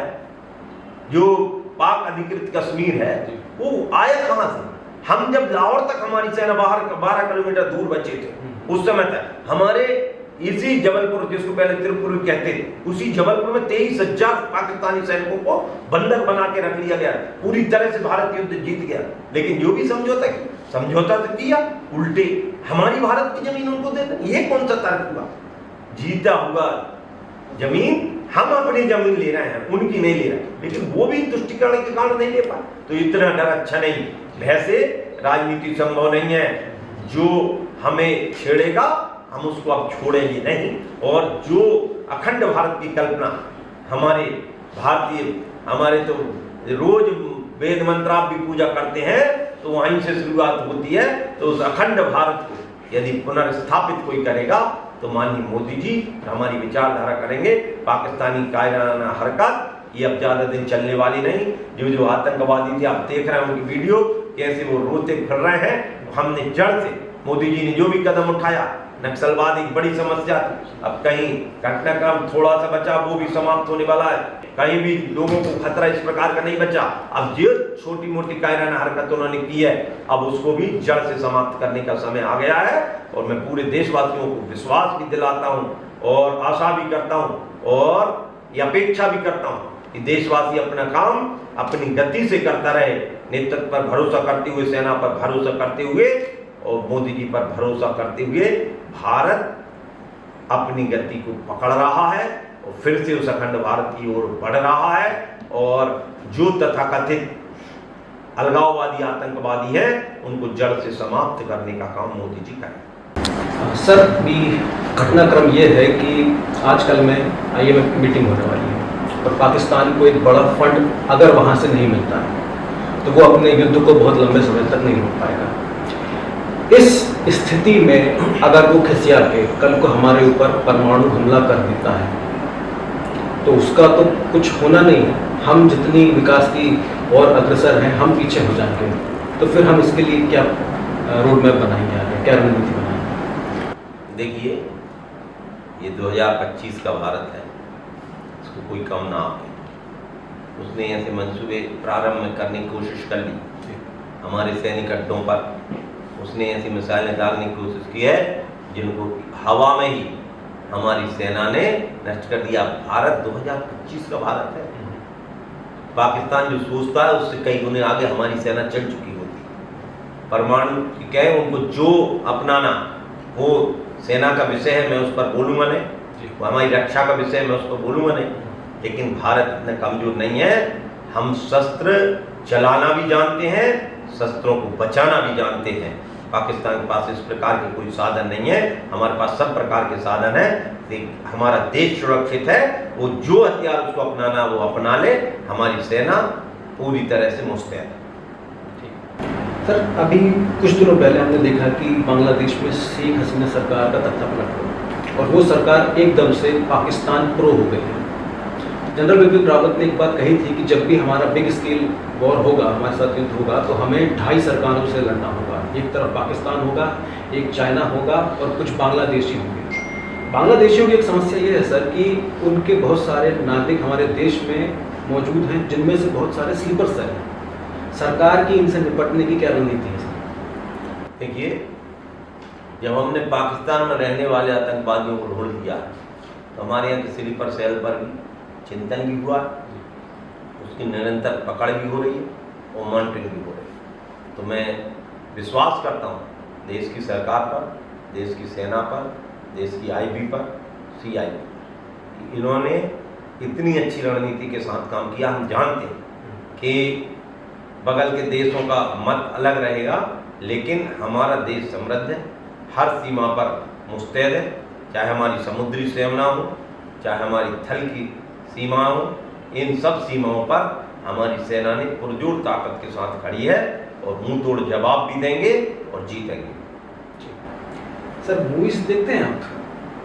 समय मिलता है अभी तो समय समय पर कोई आ जाती है। तो छावा देखे आपने सर? छावा देखिए सर, छावा के बाद एक विवाद खड़ा हो गया है देश में कि औरंगजेब और मुगलों को लेकर। सर, मैं आपसे जानना चाहूँगा कि हमारे देश के लिए मुगल ज़्यादा खराब थे या अंग्रेज? दोनों ही अच्छे नहीं थे, ये तो तय हो गया। ये तो बिल्कुल तय है। अब दोनों ही अच्छे नहीं थे तो परिप्रेक्ष्य उसका देखें। जी। भारत में अनेकों आक्रमण हुए, आज से नहीं, शकों के हुए, गुणों के, कुषाणों के, यवनों के, ये ईसा पूर्व के आक्रमण में था। ईसा के बाद के आक्रमण हुए तो महमूद गजनवी, मोहम्मद गौरी, जब तक भी वैसा घाटा नहीं थे, ये लुटेरे थे, लूट कर ले गए मंदिरों का और यहाँ का जो भी सबको लूट गया। 1206 में कुतुबुद्दीन ऐबक आया, गुलाम वंश की स्थापना कर, वहां से भारत में स्थायी इस प्रकार की व्यवस्था आने का काम शुरू हुआ कि विदेशी आए और भारत में ही रहा। उसके पहले के विदेशी आए, विदेश से चले गए, भारत में नहीं रहे। अब वो रमे तो वो भारत में रमे तो उसका घाटा हमको लंबा हुआ और ज्यादा हुआ। कैसा कि गुलाम वंश आया, गुलाम वंश के बाद खलजी वंश आया, खलजी वंश के बाद तुगलक वंश आया, तुगलक वंश सैयद वंश आया, सैयद वंश के बाद लोधी वंश, लोधी के बाद मुगल आए। ये मैं अब कुछ 6 वंश मैंने आपको बताया। अब ये मुगल जब आए तो मुगलों ने जब भारत की शुरुआत हुई और जो युद्ध परंपरा में उन्होंने हथियाने का काम कोई कोई से किया, तो मुगलों में पहले मुगल से लेकर औरंगजेब, ये बड़े बड़े राजा हुए। उसके बाद भी 10 मुगल शासक हुए, बहादुर शाह जफर से लेकर बहादुर शाह द्वितीय तक, ये 1857। ऐसे ये 10 मुगल शासक अतिरिक्त। अब मुगलों का घाटा क्या रहा कि उन्होंने हमारी विरासत को उनके अनुसार ढालने का काम किया। हमारा मंदिर था, उसको तोड़कर उस पर मस्जिद नुमा बना दिया, क्योंकि डर एक पैदा कर दिया। हमारे यहाँ मातृशक्ति को सबसे अधिक सम्मान हुआ करता था और बिना मातृशक्ति के आज भी कोई पूजा और यज्ञ नहीं होती। और भगवान राम को भी जब जरूरत पड़ी तो मूर्ति बनानी पड़ी, सीता जी नहीं थी, मूर्ति बनानी पड़ी। तो मैं ये कहना चाह रहा हूँ, वो उस मातृशक्ति पर सबसे ज्यादा घाटा यदि कहीं पर हुआ तो मुगलों के पास। वहां एक कविता चलती थी कि जी घर देखी सुंदर बिटिया वही घर जाए घरी तलवार, इतना डर उस समय पैदा होता था। अब वो डर को समाप्त करने का काम कैसे? तो उन्होंने लंबे समय तक महिला अंदर हो गई, ऐसी परंपराएं विकसित की जो उन्होंने उनके मापदंडों पर, अकबर ने तो दीन इलाही ऐसी कल्पना कर ली थी, तो दीन इलाही में उस धर्म को नहीं, लेकिन जो पद्धति थी भारतीय मानकों को जिंदे में रसोई कर डाली, इस प्रकार की पद्धति वहां से शुरुआत करने की कोशिश की थी। तो ये धर्म को उन्होंने अपने अनुसार व्याख्या की। वो समझते नहीं थे सनातनता क्या है, वो नहीं समझते थे कि हमारी वैदिक परंपरा क्या है, लेकिन अपने अनुसार उनके जो ग्रंथ हैं या उनकी जो मान्यताएं, उनके अनुसार हमको बदलने का उन्होंने जो काम किया, जिसको नहीं कर पाया, इससे ज्यादा लंबा घाटा हुआ, ज्यादा लंबा घाटा। इसलिए कह रहा हूं, अंग्रेज तो आए तो चले गए, तो एक भी सफेद हमको यहाँ पर नहीं दिखाई देता हमारे गांव में, लेकिन ये तो आज भी बैठे हैं और ये आज भी बैठे, इस कारण इनका लंबा घाटा है। ये हमारी संस्कृति पर चोट करते हैं। मैं ये नहीं कहता उनकी जो भी मान्यता हो, लेकिन हम उगते सूरज को प्रणाम करें। हम प्रणाम करने का प्रकार हमारा कैसा हो सकता है, उनका कैसा हो सकता है, ये सारी चीजों हम देखते हैं विपरीतता रहती है। मैं किसी धर्म और सिद्धांत की बात नहीं कर रहा, लेकिन उन्होंने जो लंबे समय तक काम किया, जिससे हमारे हाथ मापदंड एक से एक किला, आज भी आप राजस्थान में चले जाओ, हमारे पुराने में दक्षिण भारत में नाम, दक्षिण भारत के अनेकों किले देखे, एक से एक आधुनिक तक उनकी व्यवस्थाएं हैं, लेकिन इन्होंने अपने हिसाब से बनाकर और उनको अपने नाम देकर हमारी मूल चीजों को, उस समय भी अकबर ने तो यह कहा था, सम्राट अकबर की जय हो, गोस्वामी जी ने उनसे यही तो कहा था। गोस्वामी जी ने जो रामायण की रचना में तुलसी कृत जो रामायण रामचरितमानस जो लिखा है, उसकी रचना का प्रकार क्या है? उसकी रचना का भी प्रकार है। जब बोले थे सम्राट अकबर की जय हो, तो उन्होंने कहा मैं नहीं बोलूं, मेरे तो राजा रामचंद्र है, उन्होंने रामचरितमानस भी लिखा और मैं तो रामचंद्र की जय हो, और उस रामचंद्र की जय में आज घर घर में हमारा रामचरितमानस दिखाई दे रहा है। ये भाव हमको ये सोचना पड़ेगा, जो संस्कृति पर आघात करेगा वो बड़ा आघात होता है। अंग्रेजों ने भी प्रयास किए, कुटिल प्रयास किए, उन्होंने फूट डालो राजनीति की प्रारंभ करी, फूट डालो शासन करो, उसकी राजनीति उन्होंने प्रारंभ करी। उन्होंने ऐसी चीजें जो मूल में, उनमें कुछ ऐसे इंस्टीट्यूट बना गए जो हमारे मूल मापदंडों, हमारे हिंदू पर ऐसे प्रहार करके ये थोड़ा सा प्रलोभन देगा, उनको अपनी ओर मोड़ने का काम कर रहे हैं। उनकी कोई मान्यता नहीं, उनके ईश्वर में किसी ईश्वर की आपस में तुलना नहीं करता, लेकिन जब वो पैदा हुए, उनका पैदा होने का आज ये 2025 चल रहा है, ईस्वी सन कहलाता, इकाई के लिए कहलाता, उनके ईश्वर का जन्म ही हुआ। हम अपने आप को सनातन कह नहीं गए हैं। विश्व की सबसे प्राचीन परंपरा यदि कोई है, यूनान, मिस्र, रोमा सब मिट गए जहां से, अब तक मगर है वहां की नामो निशा हमारा, और सारे जहां से अच्छा हिंदुस्तान हमारा। ये मैं नहीं कह रहा, ये मोहम्मद इकबाल ने कही। इसलिए मैं कह रहा हूं कि ये भाव हमको समझने पड़ेगा कि सारी संस्कृतियां चली गई, लेकिन हमारी संस्कृति की यही तो हमारी संघ की विचारधारा भी यही है। हम अपने मूल विचार को समझें। ये मूल विचार जहां से भी आज इसको चाहे भारतीय सनातनता पर प्रहार करें, ये प्रहार करने का काम तथाकथित लोग कर रहे हैं और उनको अब नहीं करने देना, नहीं करने दिया जाएगा। ये मोदी जी का भारत है 2025 का, ये डॉक्टर मोहन यादव का मध्य प्रदेश है 2025 का, ये भारतीय जनता पार्टी की सरकार इन जो हमारे मूल मापदंडों से खिलवाड़ करेगा हम उनको बर्दाश्त नहीं करेंगे। सर, भारतीय इतिहास में आपके पसंदीदा सम्राट कौन है? पसंदीदा की सबकी अलग अलग विशेषता रहेंगी। होने को समुद्रगुप्त, जिसने विदेशों पर भी जाकर और भारत का शासन, जिस अखंड भारत उससे भी बड़ा भारत बनाने का काम समुद्रगुप्त ने किया था, वो भी है। पसंदीदा में तो हमारी वैदिक पद्धति में भगवान राम से श्रेष्ठतम कौन कहलाए, वो है कि हम जो वर्तमान काल में जो पढ़ रहे हैं चंद्रगुप्त मौर्य, चंद्रगुप्त का जो शासन रहा है वो अपने आप में श्रेष्ठतम रहा है। उसकी पद्धति जो रही है वो श्रेष्ठतम रही है। आज भी वो मान्यताएं हैं और उन मान्यताओं को आगे तक बढ़ाने का काम आज भी भारत में चल रहा है, और उसी के आधार पर हमारी ऐसे चंद्रगुप्त का जो प्रभावित, मैं तो कहता हूँ 18वें चंद्रगुप्त की धारणा जो आई थी, हेमू को हराकर, हेमू ने जो हराया था उस समय बाबर को, तो उस समय जो पहली बार आया था तो वो आखिरी कल्पना थी, लेकिन उस कल्पना के बाद भी मैं ये मानता हूँ कि चंद्रगुप्त हमारे देश का चंद्रगुप्त विक्रमादित्य की बात कर रहे हैं। चंद्रगुप्त मौर्य, चंद्रगुप्त विक्रमादित्य, ये दोनों अलग अलग हैं। तो मौर्य का कार्यकाल उससे 400 साल 600 साल पहले हुआ, लेकिन दोनों का कार्यकाल श्रेष्ठतम रहा है।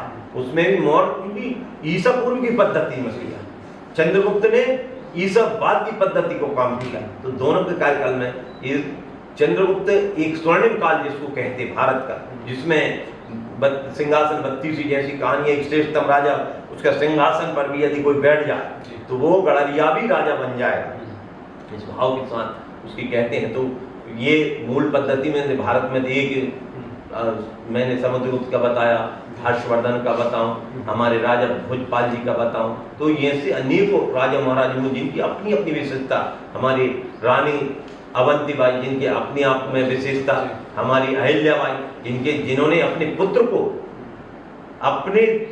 को भी हाथी से मरवा डाला, क्योंकि वो कैरेक्टर में यदि गड़बड़ दिखा। तो ये भाव, ये राजा की पराकाष्ठा। और जब मैं देखता हूँ तो उनके तो जगह जगह अहिल्याबाई को, हम नेपाल गए तो नेपाल में भी हमको अहिल्याबाई का मिला, उनके द्वारा बनाया गया। मैं गुजरात गया तो वहां भी अहिल्याबाई का मिला, मैं यदि काशी में गया तो वहां अहिल्याबाई का मिला। तो आप कल्पना करेंगे कि देश की पद्धति एक से एक राजा महाराजा हुए, तो सब हमारे श्रेष्ठतम भारतीय पद्धति के राजा, लेकिन चंद्रगुप्त श्रेष्ठतम, अहिल्याबाई श्रेष्ठतम, राजा भोज की भी अपने आप में पद्धति, और जिन्होंने उस परंपरा को आगे बढ़ाया। तो ये श्रेष्ठतम राजा, उनकी अलग अलग काल में अलग अलग विशेषता रही, इसलिए ये श्रेष्ठतम है। भारतीय इतिहास में अनेक समाज सुधारक हुए हैं, विशेषकर महिला समाज सुधारक। तो आपके लिए सबसे ज़्यादा प्रभावित करने वाले ऐसे कौन से समाज सुधारक हैं? मैं हमारी सबकी श्रद्धा की केंद्र सावित्रीबाई फुले, जिसने एक ऐसे समय समाज महिला जागृति का काम किया कि वो पढ़ाने जाती थी। भारत का पहला महिला स्कूल उन्होंने कल्पना की और खोला। उनके कीचड़, वो एक साड़ी बैग में रख के ले जाती थी, क्योंकि उनको पता था कि रास्ते में कीचड़ छू देंगे। समाज का इतना अपमान, उस अपमान से, चूंकि ये जो मुगलों का कालखंड रहा, ये जो बीच के जो मैंने बताया गुलाम वंश से लेकर मुगल तक, इस कालखंड में, एक लंबे कालखंड में महिला को चार दीवारी के अंदर कर दिया। उनको जब लाने का पद्धति शुरू की सावित्रीबाई फुले जी ने, उसको समाज से लड़ते हुए उसको आगे बढ़ाया, और आज हर घर में यदि उनका एक स्मारक भी बने, पूजा के स्थल में भी उनकी पूजा हो तो काम होगी, वो अपने आप में एक श्रेष्ठ। अभी एक मूवी भी आई है सर उन पे फुले, ज्योतिबा फुले, देखिएगा। सर, मेरा अगला क्वेश्चन ये है कि महिला सुरक्षा अभी भी चिंता का विषय है। सरकार ने बहुत सारी रणनीतियाँ लाई हैं, नीतियाँ लाई हैं, फिर भी हम आए दिन कहीं ना कहीं कुछ ना कुछ देखते ही हैं महिला सुरक्षा। तो इसके लिए सरकार को और आगे क्या कदम उठाने चाहिए और क्या पहल होनी चाहिए महिला सुरक्षा को लेकर? मेरी मान्यता है, हालांकि वो आपके संदर्भ में विवादास्पद हो सकती है, लेकिन फिर भी मेरी मान्यता को तो मैं बताऊंगा ही कि सरकार से ज़्यादा परिवार को जागना पड़ेगा, संस्कार मजबूत करने पड़ेंगे। मजबूत संस्कार के पीछे महिला स्वतः सुरक्षित हो जाती है। मेरे कारण भी सामने वाला भी संस्कारी, मैं कहूँगा तो एक पक्ष नहीं, संस्कारी दो ही पक्ष हैं, भैया भी संस्कारवान हो और महिला भी। सब नर करहीं परस्पर प्रीति और चलहीं स्वधर्म नृत्य श्रुति नीति। ये रामायण में गोस्वामी जी लिखते हैं, राम राज्य की कल्पना में। अब ये राम राज्य हम महिला सुरक्षा आनी क्या? सुरक्षा आनी क्या? कपड़ों से सुरक्षा आनी क्या? मानसिक सुरक्षा नहीं। मैं आपको बता कि सुरक्षा आनी क्या, इसलिए मैं कह रहा हूं कि संस्कार पक्ष यदि हमारा मजबूत रहेगा तो मेरा दावा है, यदि संस्कारवान महिला है तो उस पर कोई चोट कर ही नहीं सकता, और जो करने का प्रयास करेगा वो भी मैं चाहता हूं उसको भी संस्कार युक्त हो जाएगा। तो संस्कार उसके गिरेंगे तो सबसे पहले तो शिक्षा को बढ़ाओ, और सरकार ने उस ओर दिया है। और दूसरा, कानून व्यवस्था में आमूलचूल परिवर्तन। 2000 जो बीच की जो घटना हुई थी, और उस घटना के बाद निर्भया कांड, उस घटना के बाद दिल्ली की कानून में भी बड़े परिवर्तन। अब मातृशक्ति यदि बोलेगी तो वही निर्णय हो जाएगा, उसको किसी प्रकार का सबूत देने की कोई जरूरत नहीं है। तो इन डर बहुत बड़ी चीज है।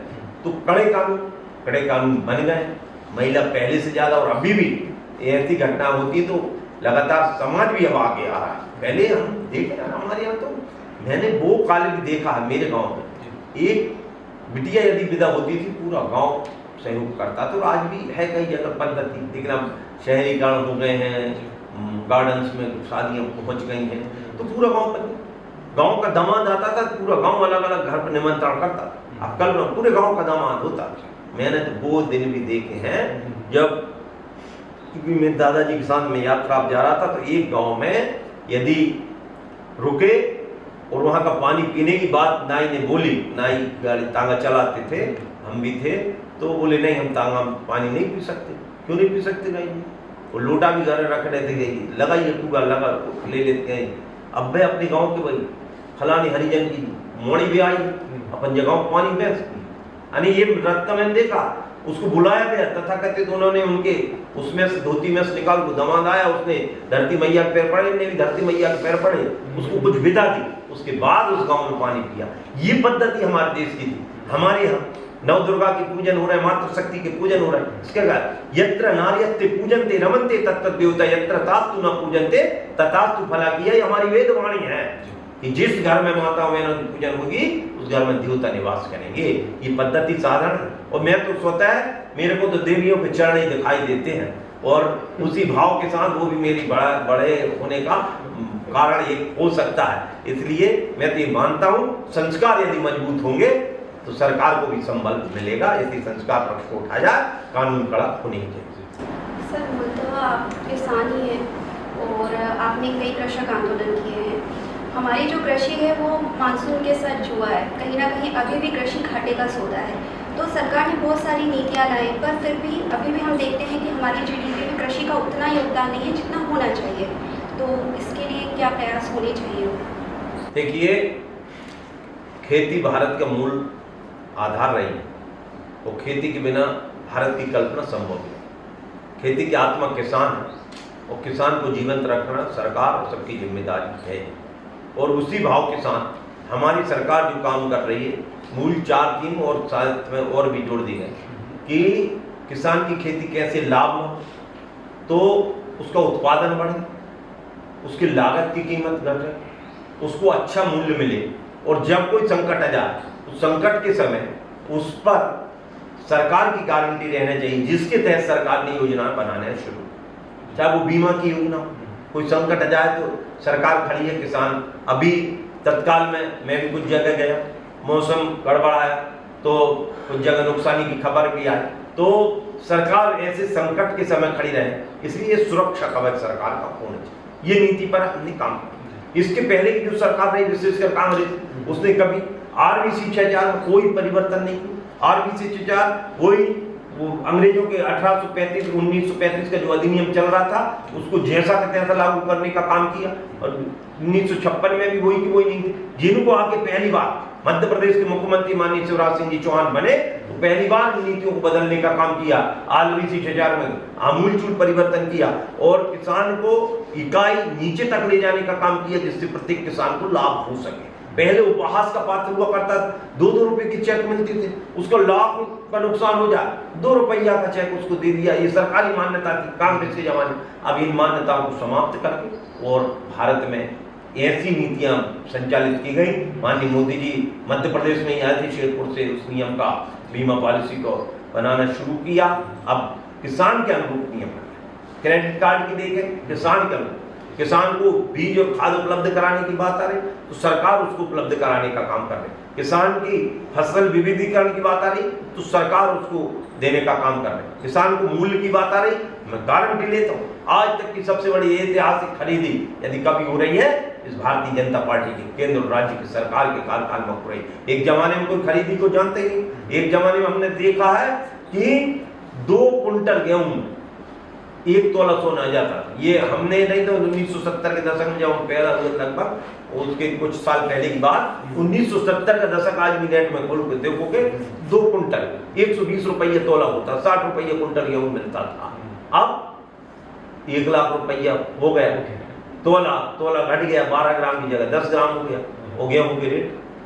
तो ये अनुपातिक कब नहीं बने, ये कार्यकाल रहा 2014 तक। आप देखेंगे तो जींसों के रेट 700 रुपये तक थे, लेकिन 2014 के बाद जब से मोदी जी आए लगातार उसके बाद मध्य प्रदेश सरकार ने 2600 रुपये कुंटल की। मैं केवल गेहूं का उदाहरण इसलिए दे रहा हूँ कि सामान्य फसल अपने यहाँ दिखाई देती, अन्य फसलें भी, गन्ना की फसल, इस बार फिर सरकार का मैं धन्यवाद देता हूँ। फिर उन्होंने रेट बढ़ा दिए गन्ने के, इसके लिए मैं धन्यवाद देता हूँ। कपास की देखें, कपास की फसल, चने की देखें या अन्य कोई फसल देखें, सरसों की देखें, तो इनके अलग अलग। तो किसान की खेती कैसे फायदे में हो, तो फसल विविधीकरण, किसान को समय पर साधन उपलब्ध हो जाए, समय पर उसको खाद बीज उपलब्ध हो जाए, इसकी गारंटी सरकार की रहे और उस दिशा में हमारी सरकार पर्याप्त काम कर रही है, जिसके कारण किसान की खेती को हम लाभ के धंधे की ओर ले जाते हैं। जी सर, महात्मा गांधी हमेशा ये बात कहते थे कि भारत जो है गांव में बसता है और यहाँ की अर्थव्यवस्था की रीढ़ कृषि है। लेकिन जब आज हम आज़ादी का अमृत महोत्सव मना रहे हैं तो हम ये देख रहे हैं कि कृषक का जो बेटा है वो कृषि ना करके किसी अन्य रोजगार की तलाश में पलायन कर जाएगा उससे। ये पलायन बहुत ही घातक है और शहरों में आके वो एक ऐसी ज़िंदगी जी रहा है जो उसके लिए बिल्कुल ठीक नहीं है किसी भी हाल में। इस पलायन को सर कैसे रोका जाए, कैसे उस कृषक के बेटे को पुनः कृषक बनाया जाए, कैसे हम कृषि की उस पद्धति को आगे बढ़ाएं?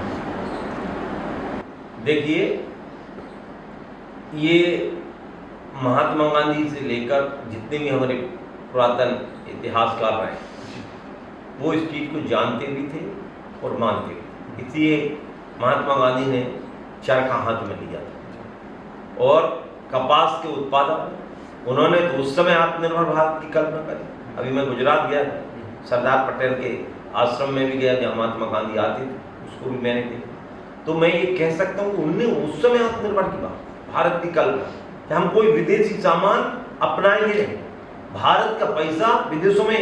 ये जो धन निकासी का सिद्धांत 1905 में बंगाल बंटवारे के साथ दिया था दादा भाई ने, तो धन निकासी के सिद्धांत को उसकी मूल अवधारणा क्या थी? उसकी यही तो थी कि हम अपना कच्चा माल उनको देकर पक्के माल के नाम से अपनी कई बुरे नाम में खरीद। ये जो पद्धति थी आत्मनिर्भरता जिसको खोया, उस आत्मनिर्भरता को खोने का काम कहीं ना कहीं कांग्रेस की नीतियों ने किया था।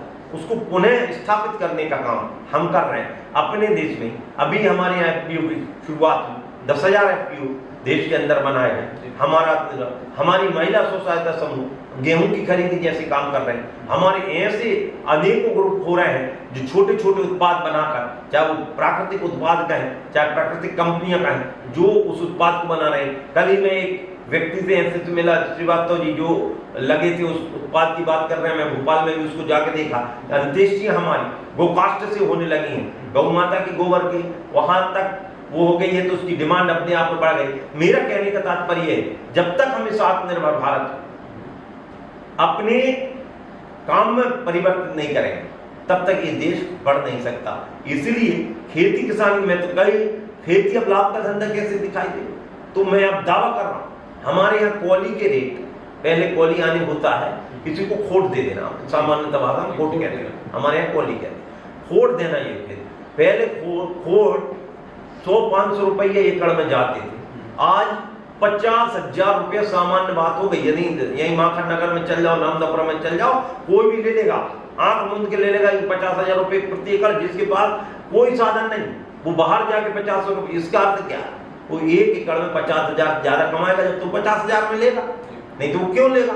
जो जिसका किराया ट्रैक्टर का है, किराए का ट्रैक्टर है, बीज जिसका बाहर का है, खाद जिसकी बाहर की, सब चीज बाहर की, इसके बाद वो 50,000 रुपया ले रहा है एकड़ के। इसका अर्थ क्या होगा कि खेती अब लाभ की ओर जा रही है। और इसीलिए मैं ऐसे अनेक उदाहरण यहीं पर दे सकता हूं, जो IIT करे हुए बच्चे भी लौट के खेती की ओर आ रहे हैं। बड़े बड़े नौकरी छोड़कर IAS लोग भी अब यदि उसकी विविधीकरण में चले, उस फसल पर अकेली पर वो चले गए। तो ऐसे कई, जैसे हमारे देश में एक कहावत चलती थी, इस देश को विकास यदि कुछ दिनों के लिए करना है तो अच्छे उद्योग धंधे करो, यदि 10, 20, 50 साल के लिए करना है तो अच्छी खेती को बढ़ाओ, यदि और 100-200 सालों के लिए करना, अच्छे बाग बगीचे लगवाओ, तालाब बनवाओ, नहर बनवाओ, जन्म जन्मांतर के लिए करना था, शिक्षा को बढ़ाओ। तो शिक्षा को खेती के साथ जोड़ना, और इसलिए मैंने पहले भी कहा कि अनिवार्य विषय शिक्षा का भी होना चाहिए, ये जोड़ दिया तो लाभ की ओर खेती हमारी जाएगी। और मोदी जी के नेतृत्व में मेरा IIT किया हुआ बच्चा भी खेती की ओर जाएगा, ये मुझे विश्वास है। सर, आप एक राजनेता के तौर पे भविष्य में अगले नेतृत्वकर्ता के रूप में किसे देखते हैं देश में? आज हमारे देश का नेतृत्व एक से एक नेता हमारे देश में दिखाई दे रहे हैं और हैं भी। मैं तो सौभाग्यशाली हूँ कि उनके दर्शन कर पा रहा हूँ, उनका मार्गदर्शन मुझे प्रत्यक्ष तौर पर मिल रहा है। मोदी जी समान अन्य नेता, क्योंकि भविष्य की कल्पना तो अलग प्रकार की होती, मोदी जी ने जो अच्छा नेतृत्व दिया है उसको हमारी विचारधारा सभी नेता आगे बढ़ाने वाले। और उसमें चाहे हमारे अमित शाह जी का है, चाहे हमारे योगी जी का है, चाहे हमारे शिवराज जी का है, चाहे हमारे गडकरी जी का है, सब नेता एक से बढ़ के एक है। किसी एक, सब नेताओं की अपनी अपनी विशेषता, जिनको जिस क्षेत्र में काम दिया है, योगी जी को उत्तर प्रदेश दिया तो खंड खंड और एक अराजकता वाला उत्तर प्रदेश विकास के पथ पर चल गया। आज गृह मंत्री देश के माननीय अमित शाह जी बने। देश में कोई भी आतंकवादी घटना या देश में कोई भी नक्सलवादी घटना का आता पता नहीं है, और जो पाकिस्तान की बची हुई समस्या वो भी समाप्त कर देंगे। आज हमारे राजनाथ सिंह जी, उनके नेतृत्व में देश की रक्षा मंत्रालय का काम है, हम देख सकते हैं कि उनको जो काम किया उसमें बहुत आज हमारे माननीय शिवराज सिंह जी मध्य प्रदेश को उन्होंने बीमारों से विकसित प्रदेश बनाई, उनकी उपलब्धि।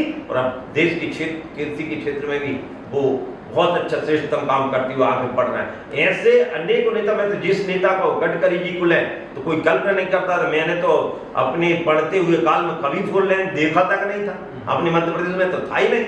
लेकिन अब जगह जगह जाएंगे, मतलब जिस नेता को जो काम दिया है वो नेता पूरी ये भारतीय जनता पार्टी है, हमारे सब संघनिष्ठ कार्यकर्ता हैं, जिस पर हाथ रख देगी ये तो भैया लोहे को भी सोना बना डालती है, पारस मणि के समान है इसकी विधा। इसी उस विधा पर हम भी उसी विधा के कहीं ना कहीं निकले हुए लोग हैं। इसलिए हमारा हर नेता श्रेष्ठतम है और आने वाले भविष्य में भी और श्रेष्ठतम नेता तो हमारे पास है। सर, जिस साफगोई के साथ आज आपने सारे प्रश्नों के उत्तर दिए और जिस तरीके का आपका जुड़ाव है जनता के साथ हमने भी देखा, और आपकी जितनी तारीफ लोगों से सुनी थी सर, उससे कई बेहतर आपका व्यक्तित्व है। तो ये मेरी उम्मीद भी है और मेरी अपेक्षा भी है कि आप एक केंद्र में बहुत अच्छे नेतृत्वकर्ता के रूप में उभरेंगे सर। आपने अपना समय दिया सर, बहुत बहुत बहुत बहुत धन्यवाद आपका।